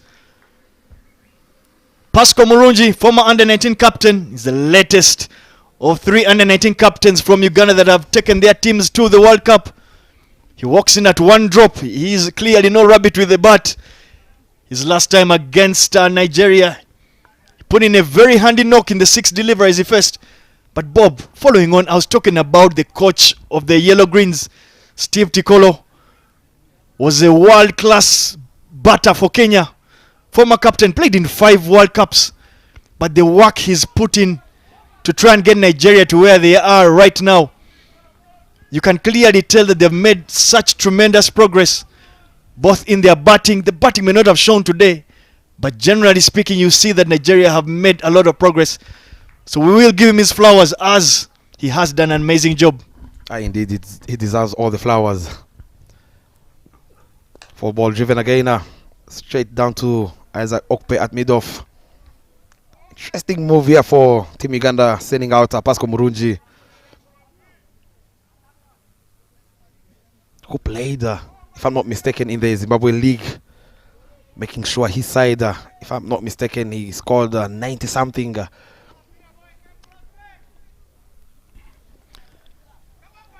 Bob, I think Pasco Murungi for me is obviously the future of Uganda cricket. He gets a thick outside edge there. It manages to run down to that 3rd-man region. He will not mind how the runs have come. It is 4 runs to the total. Up and running is Pasco Murungi. Gets off the mark without that outside edge beating that fielder at slips. You will tell he's sent out there to try and get to that 50 in the power play. Is the young Pascal Murungi, given of course the license. I'd imagine today his instructions are clearly very different. The technical team realizing he is the future, they need to give him an opportunity to go out there and showcase what he can do. Very well struck there. Handsomely behind that one. On his toes, high up, straight arms. Good to see the youngster showcase the kind of complete and very, very tight technique that he does possess. I think for me, if he can look to bat out even just 20 balls, he has the quality to be on 30 runs if he faces 20 balls. And he will feel he would have done the job that he has been tasked to do. Because again, tries to drive him down the ground, not enough timing. And Prosper Husseini's second over ends with a dot ball after picking, of course, that wicket of Simon Sesazi and going for 4 runs. It is 17 for 1 after 3.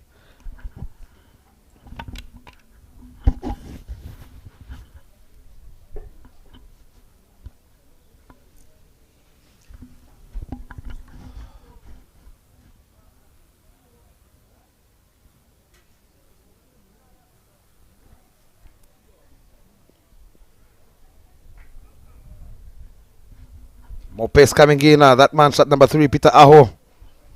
He's been given his second over by the captain to try and see if he can produce a wicket. I would imagine the temptation that must have been in Sylvester Okpe's mind. Especially how well the spinners did in pegging Nigeria back. But he opts to continue operating with Peter Aho. Hoping Peter Aho can look to strike.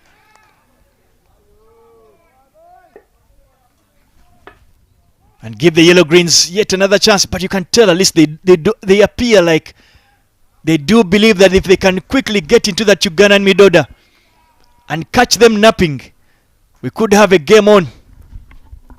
Game on, you say? Down the ground, but again, straight to that fielder at mid-order.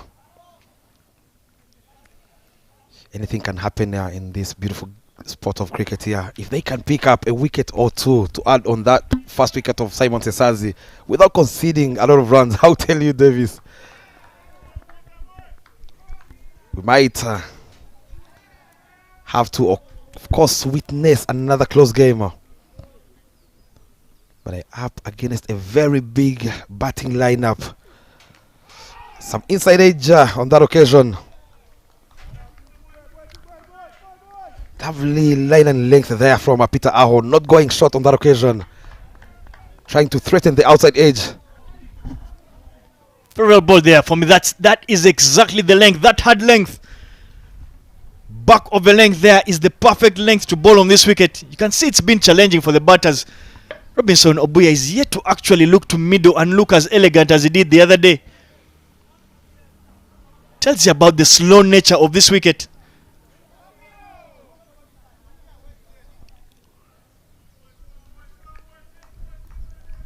And with that,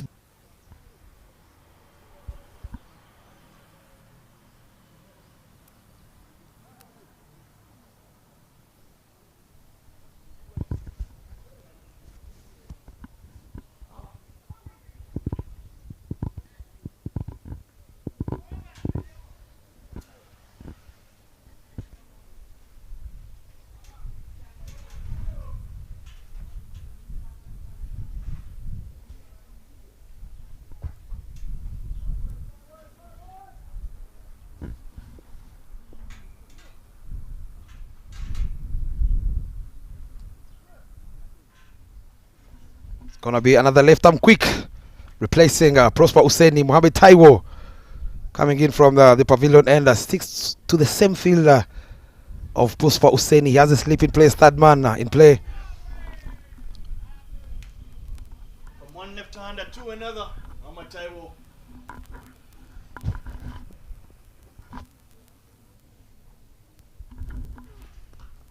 Very well struck there, leans into it. Pascal Murungi looking elegant out there. passes it to that vacant extra cover region for 4 runs. Bread and butter there to Pascal Murunji with on offer. Nobody moves. Takes a pause for the cameraman, the young Abdul. And Mohamed Taiwo is being welcomed into the attack with that lovely cover drive up and over for a boundary. Mohamed Taiwo obviously been the hero for Nigeria and in particular Stephen Okpe. While those charges were the under-19 qualifiers in Namibia, Mohamed Taiwo took the Yellow Greens into their first ever under-19 World Cup, a World Cup that was played in South Africa. So Sylvester will be hoping for some kind of magic from Mohamed Taiwo right now. A good comeback into the block hole. I love the memory there. You have Davis. I also put you on the spot. You gave flowers, of course, to that man, the coach of the Yellow Greens, the legend himself, Steve Tikolo. If I might to ask you, back in the days as the captain, you are a bowler, of course. Would you remember your best ever wicket that you took in your career?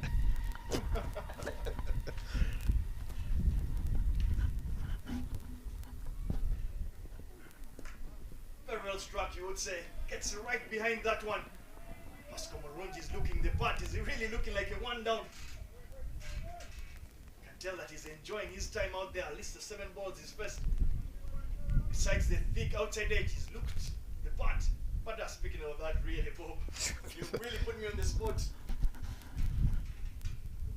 And he was one of those you never enjoyed bowling at. I can only say that I'm thankful to have picked him on one of those rare occasions. Full again, driven straight to Isaac Okpe.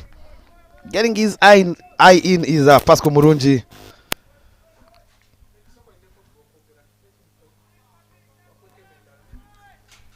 He's already on 8 of 8, striking it at 100 is the young Pascal Murunji. Taking their time at these two in the middle, trying to build a partnership also.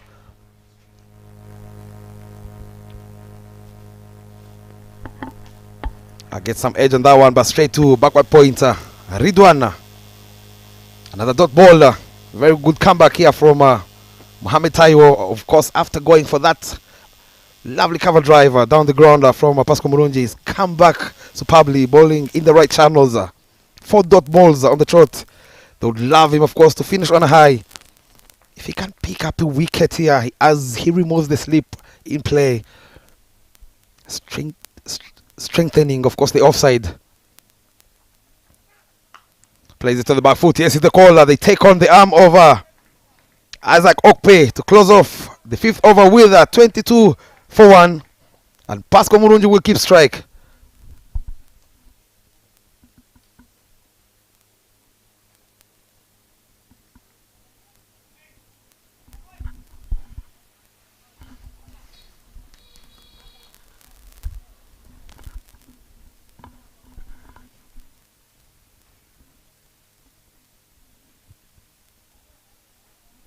Double bowling change it is. And as Sylvester Okpe opts to go with the medium pace of Isaac Okpe, he will be bowling from the airport end. This particular point, obviously, Uganda will feel the happier of the two sides. Whereas they have not quickly come out of the blocks in these ranches, they will be content with the fact that they've only lost 1 wicket. And with their long batting lineup, they will know that they should be able to have enough firepower to try and hand down this 104 runs set by Nigeria. Here comes the all-rounder, the big lad, tall lad, Isaac Okpe, shot number 10. Yesterday, almost being a hero, of course, for the Yellow Greens, coming in to defend only 3 runs in what I would say it was the game of the tournament at Davis. Unfortunately, the Yellow Greens did manage to get that win, allowing Botswana, of course, to register their first victory in the tournament. Soft hands there from the young Pascal Murunji. Yeah, you will say that the Yellow Greens have been involved so far in the games of the tournament. 1 against Uganda. And then just yesterday, unable to hold it in against Botswana. So they have lost 2 very, very close games. But I feel they have generally looked the part in this tournament. On the back foot one more time. There beats the fielder Isaac Okpe. They're running very hard too, is the call. Chase is on. We'll have to wait for the indication from the umpire, but a very good effort from the fielder.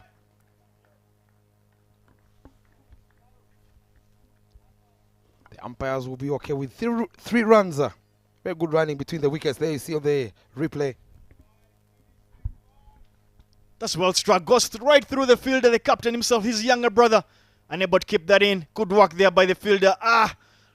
Pulls it back in. He saved his team a run. A bit strange for me that Isaac is bowling from right arm round the field that he's set. Change of pace. Watchfully played by Robinson Obuya. Mano's been a little bit quiet so far for his 12 of 18. The two fielders outside the ring in this final power play are long on and deep square leg. That obviously simply means that that offside fielding is very tight on the 30-yard. Very well bowled here. He's really bowling to his field. He's keeping the ball away from the hitting arc of Robinson Obuya, not giving him any room to open up that square boundary. Isaac has been, for me, very intelligent. Yesterday, he literally nearly pulled a rabbit out of the hat. He nearly produced some magic for Nigeria. 2 deliveries to get out of the power play.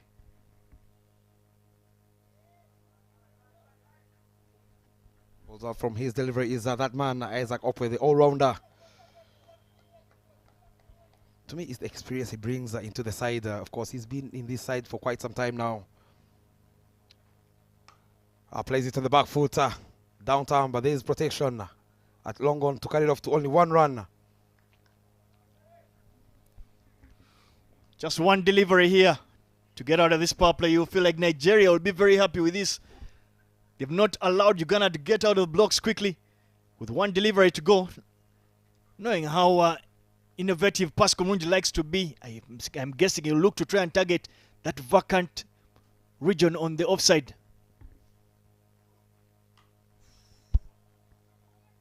Lovely punch on the back foot, straight to the fielder, Prosper Hussaini at mid-off. And he will finish with the dot ball is Isaac Opwe, giving away only 4 runs in his first over. It is 26 for 1 after the power play. The highlights there. That was the first maximum for Robinson Obuya and for Uganda's ranches. He followed that up with yet another beautifully struck delivery. Simon Sesazi was trapped LBW. Pascal Murungi played a big drive, got a thick outside edge, and that flew down to 3rd man. But he followed that up with an overcorrection, beautifully struck to that extra cover region. Isaac Okpe bowled pretty well, didn't get the fielding support that he might have wanted. There was a big effort there by the fielder who managed to keep that in to just 3 runs. And those were the highlights for you in the power play. And after 6, there will be a change in the commentary box.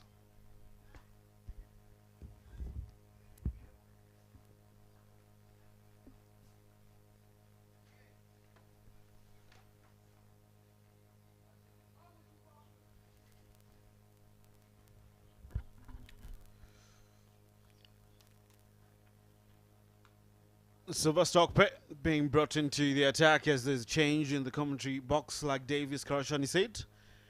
Zaid Khan joining with me, Tawanda Eli, as we take you the next set of overs before those 2 gentlemen come to wrap up things. 27 for 1 Uganda after 6.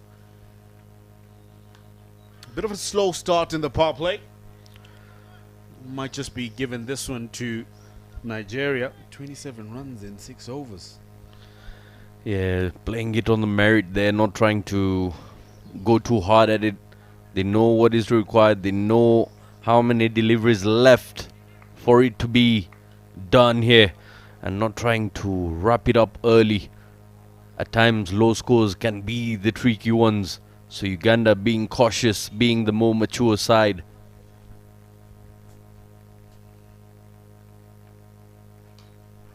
Driven powerfully, and that will beat the man at covers, but not at man protecting the boundaries there. Does an excellent work keeping it in. Good work by Isaac Okpe out in the deep. Just keeping it to 2. Fantastic piece of running there, but it was well struck by Robinson Obuya. 16 from 22 from the opener. Oh, this one is short. Yet with the wind. And that will sail over the boundary. That'll be a maximum. Sweetly, neatly done. Speaking of merit, that man there, if it's a hit me ball, he will take you to the fences there. Flat 6. The wind being handy there. Just a fraction short and it goes the distance. Final delivery coming in by Sylvester. The target is 104. That's all that they need. And they've lost 1 wicket.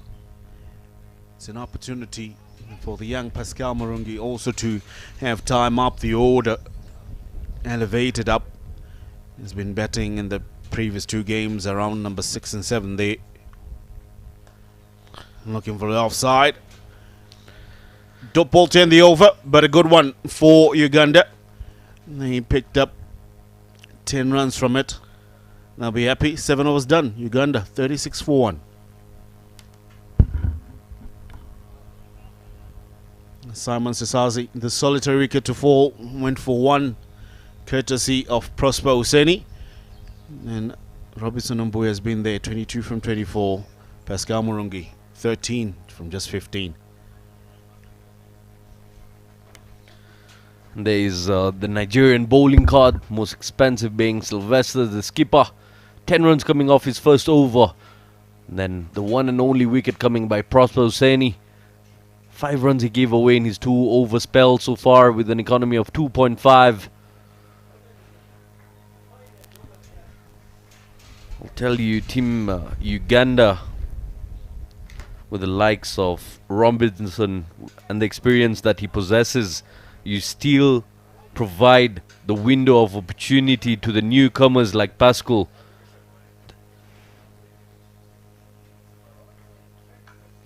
Pops it in the air. Should be taken. What a grab that is. The man at point there takes a lip. Flying catch to his left. What an effort. What a grab. As Uganda lose their second for 36 runs on board. Now Pascal Murungi trying to play it on the up there. Diving effort from Karim Ridwan. He loves operating in that point region. He's a lethal when he comes to fielding there. He's been outstanding in the way that he has led the men in the yellow colours with touches of red, the cricket cranes of Uganda. It's another opportunity to get runs under his belt for him. Unfortunate for Pascal. I hope that he would have done better today, but was outfoxed on that occasion by Isaac Okpe and a brilliant piece of fielding from Karim Ridwan at point. Isaac to Riyazat. Punches it, gets off the mark, settles for the single. And I feel Robinson Obuya, once he's got into the 20s, has been there for a while, will be having a go at it, and he knows how to switch gears. There's no ball there, just foot going over the line, and so this will be the perfect opportunity for the man that has been stuck in the 20s to have a go at it. Robinson Obuya goes big. That's high up in the air. There'll be an attempt to chase it, but they realize that there's enough power. It goes up and over into the field out there. Send the search party to go looking for it. Not enough ground to keep that one in. Went miles in the air. Strong base, quick hands, powerful hit. Gave it the elevation, and the vertigo shot goes the distance for a maximum. Robinson Obuya is switching through the gears as we mentioned. A brilliant strike. It'll ease the pressure on Uganda. Already they have 8 runs off the over. Now rotate strike, he pushes for 2. Looking for the second. Keeps it to 1. I was just wondering, Eli, isn't it ironic how big pace bowlers' boots are, but they're the ones to overstep. It's the oversize that oversteps.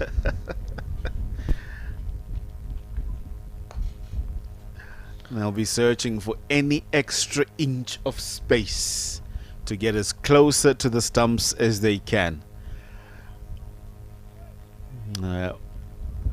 Surface area, as big as it is, you still get to overstep. That's a good take. That's a good one, Saeed.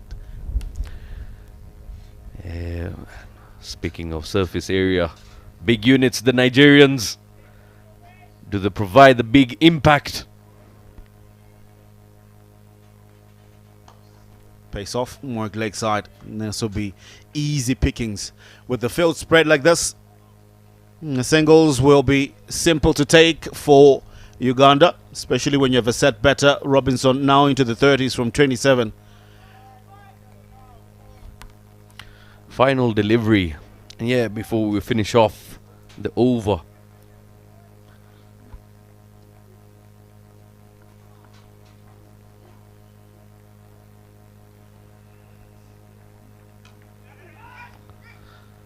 Try to drop and run there. Oh, and an overthrow will allow them to pick a single. Yeah, Cameron trying to go for the run out. Isaac Okpe up the stumps, not able to keep that one. 8 overs done. It'll be 48 for 2.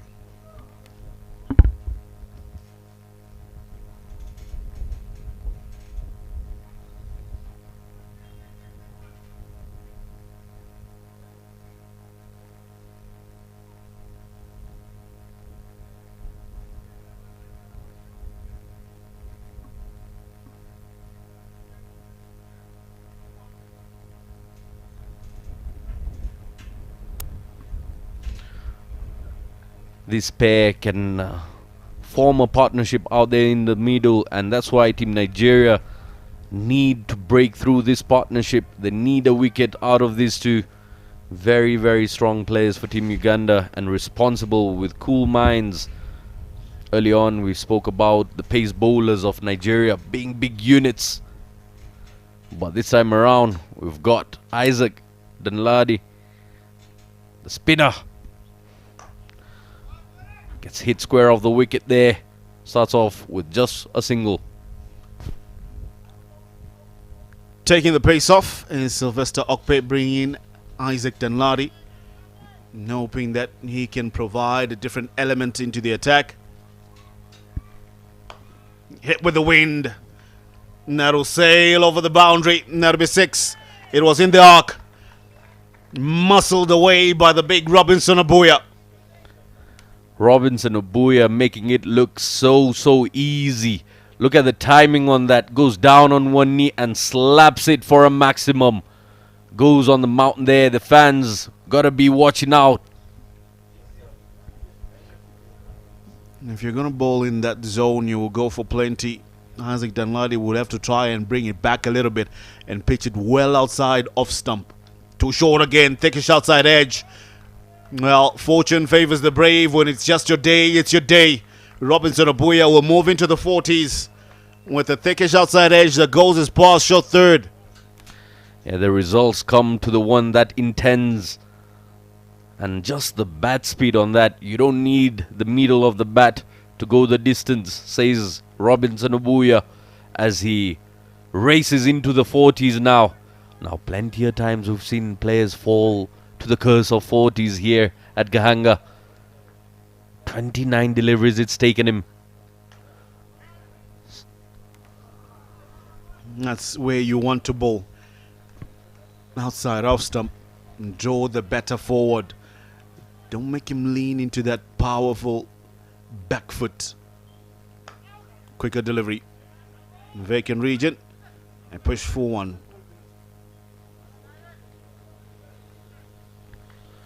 Riyazat Ali Shah, the captain, came in with a message to Robinson Abuya, telling him to go on and play his shots.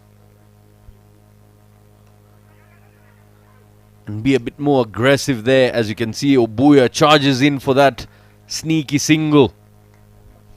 That's good running from Obuya. 9 overs done. 61 for 2.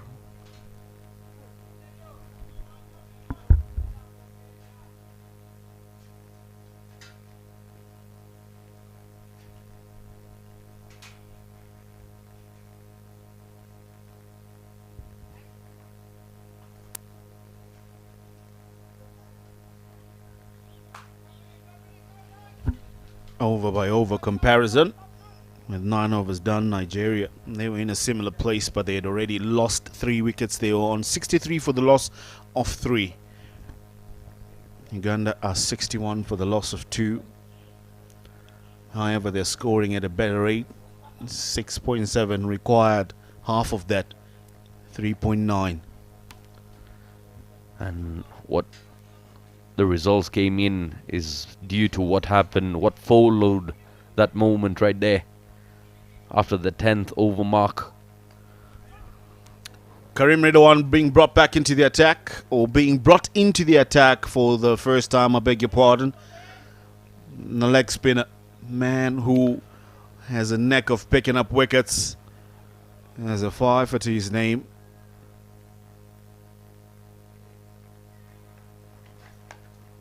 Goes the distance, gets the hold of that one, and sends it on Air Uganda out of Gahanga here for a maximum. Robinson Obuya hits it clean as a whistle, taking him to 47 of just 32 deliveries. High and handsome.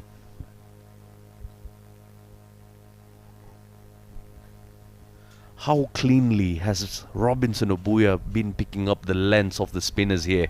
Ridwan Karim, who loves bowling the googlies. We saw him pick up plenty of wickets yesterday against Team Botswana with that magical delivery, but putting the pressure onto him shows the class of Robinson. Once again, goes for a big heave on the leg side. Running, coming back for a quick double, and they make it easily. A good strike from Robinson Obuya, timing it well. Great presence of mind to know the scoring areas, trusting his power, not only on this occasion but throughout in this whole entire tournament. It's been a great exhibition of power hitting from him. Vacant region again, and that will bring up his 50. And Robinson Obuya gets to half century from 33 deliveries. He's been a marvel to watch in this whole entire tournament, leading as an opener, 50 from 34, striking 2 4s and 5 6s with a strike rate of 147 is the man. Class play, Robinson Obuya, making it look so easy out in the middle. The second time he's crossing the 50 mark. His highest in the tournament is 83. Now he's on 50. Keeping it on the ground is the skipper. And look at the understanding, look at the camaraderie between Robinson Obuya and his skipper here. The skipper just rotating the strike, allowing his teammate, his batsman, his partner to get to that. Score the runs for the side. 10th over, a very good one. 12 runs from it. A very important one. They have been going at a very good rate, 7.3. It'll be 73 for 2 after 10 for Uganda.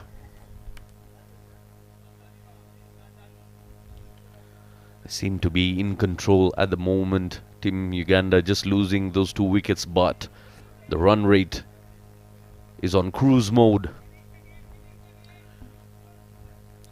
Cruise mode it is.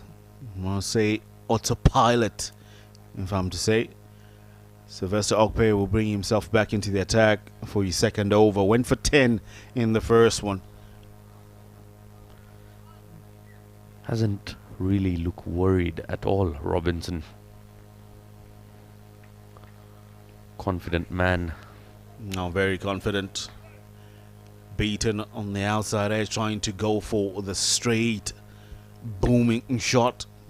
Well aware that the shortest boundaries are the straight ones, just around the 65-meter mark. And he's got the reach for it as well. Shuffles, this time corrects the mistake, and that will go the distance for a maximum. High and handsome over the trees. Biggest of the lot, biggest on the mount is Robinson Obuye, continuing his magic. Oh well, this can only be what's expected of Robinson. Just made 50, you put it in the zone, everything will go. Lost in the air, camera could not even follow it there. Good power hitting, I'd say. You can't fall to the men. 25 now needed from 58. Offside. Yeah, it's fair to say when it's in his range, he hits you out of your range. And beautiful, beautiful shot. The power, the timing, the execution. Takes a shuffle, a predetermined shot indeed. A gentle touch. Rizad Ali Shah knows that he doesn't need to do much. The work has already been done by Robinson Obuye. 58 from 38. Just rotate the strike. Let him ever go. What he did on the second delivery. Short. Swiveled. Take cover. Robinson Obuye is on the charge. Robinson Obuye on that occasion chasing away the fans on the hill, looking for shields, looking for cover. Hide out. The ball is heading this way, high and hard and handsome. He's got all the permits, all the licenses required for a man to be playing that way. Because why not if you're hitting it that clean? Rest on his bet there, knowing that he needs the time just to give his body some rest because he has been timing it neatly. 66 from 40. As soon as I entered the commentary box here, the first word that came to my mind was merit. And playing on merit are both of these two players of Team Uganda. Riyazat Ali Shah understanding the task and what is more important, looking at the bigger picture, allowing his partner, because he is in that kind of a flow and momentum. Let him have a go at it, says the skip.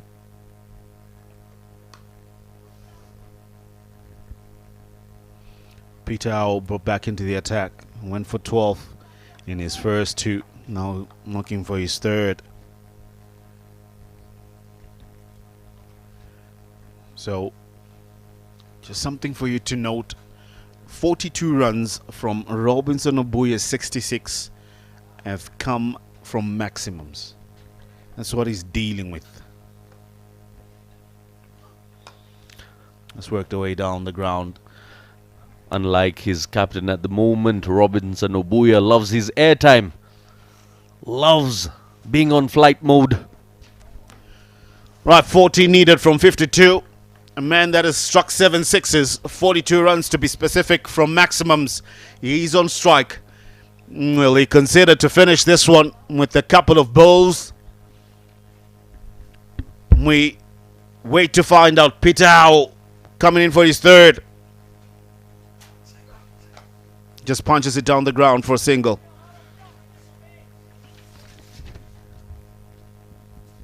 It's been a brilliant execution of well-timed shots from Uganda.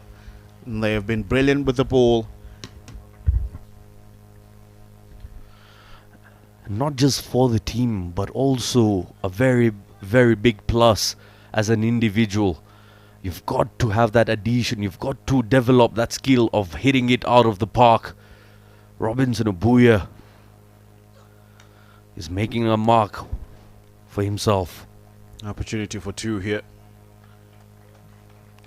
And they do come back with ease. Well, this one will be a tough one again for adjudicators of player of the match, because Henry Senyondo's hand will definitely come up, and picked up 5 for 8. Robinson Abuya 67 from 41, and 42 runs that he has scored have come from maximums. They will have to pick and choose who do they go for. Punched. Neatly, sweet sound of the bat, but just for one. Yeah, just supporting Robinson out in the middle. Work ethic, that of a robot. And that is why people back in Uganda, 450 kilometers away, love him by the name of Robo. He almost looks like Robocop.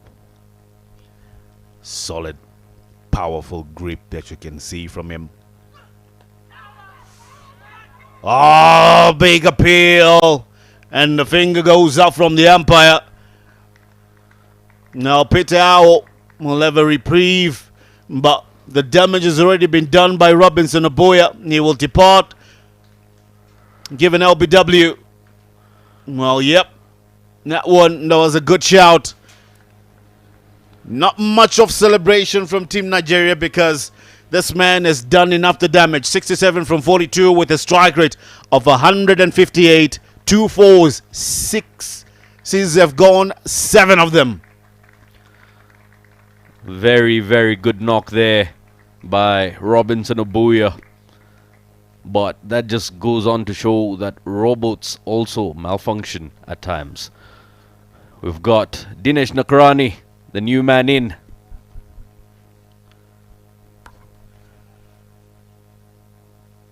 Magnificent stuff from Robinson Abuya. Came in early, was striking it big from the get-go. It's been an exhibition of power hitting through the covers. Beautiful pieces of timing, great extensions and swivels, and also the presence of mind to execute beautifully anything that is off the mark, fortuitous at times, but you cannot take anything away from his innings of 67 from 42. Timed, never before, sweet, well placed. Rizat Ali Shah exhibiting some exuberance of excellence here. Oh, the wordplay there, Eli. Just as beautiful as the shot itself. Music to the ears of the fans listening. Great, great power. Look at that shot. Biggest of the lot. Robinson Abuya's highlights of magnificent power hitting will make any top order batter proud. Maybe 1 or 2 occasions where he was fortunate, but everything has come from the middle of the bat. Now good stop. It'll be a silent win for Team Uganda the way things are going, because they've taken mature control of this innings. They've taken it by the throat, by the horns, dragging the bull down. Well, for me, this is a very typical picture of teacher versus student situation. The experience that Uganda has being shown here. I still get the single.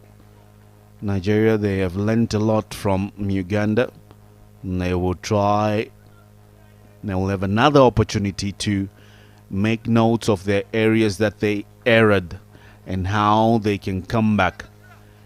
For me, pretty much it's in adapting to the change, the switch between power play mode and after that, when field is spread. That has been the demise of Nigeria versus a well-polished side that understands that equation, because that's when things went haywire for Nigeria. And for Uganda, the ability to keep nailing opponents to the wall when you have them on the back foot with both ball and bat is getting much more polished and polished, it'll only make their confidence a lot more than what it was in their previous games.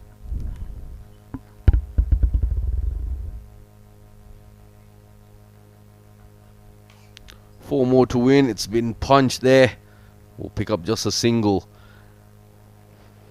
For me personally, what stands out is the character of Team Uganda, the understanding of the game, the match awareness by all the individuals and in general as a unit, all staying on the same page. Birds of same feathers flocking together. The cranes are definitely flocking together.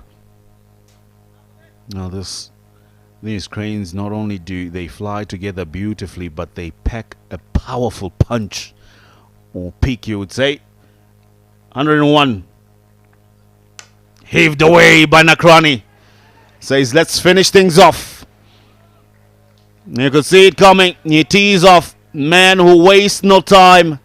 Finish things off for the cricket cranes of Uganda. It's another massive win. Well, they'll get over the line by 7 wickets. Quick game, that one. We're done by midday here, local time. Performances in this particular one, Franco Subuga picked up three wickets, conceded just 21 runs. Robinson Obuya fired a quick fire 67 off 46 balls. However, the man of the match, just before I mention him, allow me to invite Isaac Aweko, the third umpire, to present the award. And the man of the match is Henry Senyondo for picking up 5 wickets, conceded just 8 runs in his quarter. Henry Senyondo.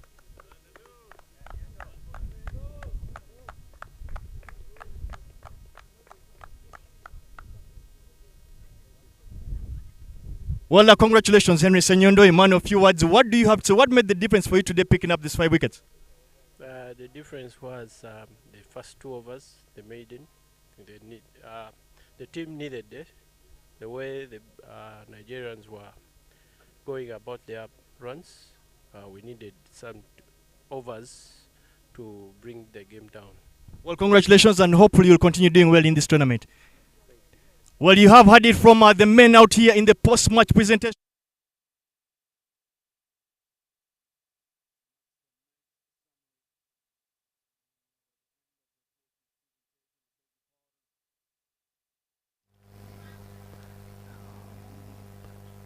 Whatever, it's been an entertaining game as we take a look at Uganda's batting card. Simon Sesazi is the only one that was not able to add any edification into the batting lineup. Robinson Obuya's 67 from 42, magnificent. Pascal Murungi's addition of 13 from 16 as well. Rizalia Char came in handy with 18 from 16. Then Danish Kumar Nakrani struck a beautiful one to finish things off. Quite a number of bowlers used by Sylvester Okpe. Total of 9 bowlers that he used there. No one was really fortunate enough except for himself, his brother Isaac Okpe, Peter Awo and Prosper Husseini, who had 1 wicket apiece to allot for the 3 that they picked up, but Uganda winning by massive 7 wickets that they had. The match summary there: Uganda won the toss, put Nigeria to bat first, choosing to bowl. Solomon Ronchoy 26, Salim Salau 25. That was the only notable performance with the bat from Nigeria there, scrambling to get to 103. Robinson Obuya powered Uganda over the line. Uganda will have 5 in 5. The streak continues for them. 10 points in the bag. Positive net run rate of 4.0. Nigeria will still remain into second position with 2 wins under their belt. They have lost 3 with 4 points. Botswana will be in action with Rwanda, able to pick up points and also try and be at level with Nigeria there. That's the game that will be up next in this ILT20 Continental Cup powered by Fancode. A match that will be starting at exactly 1:45 local time today at the Gahanga Cricket Ground here, powered by Fancode. Rwanda versus Botswana.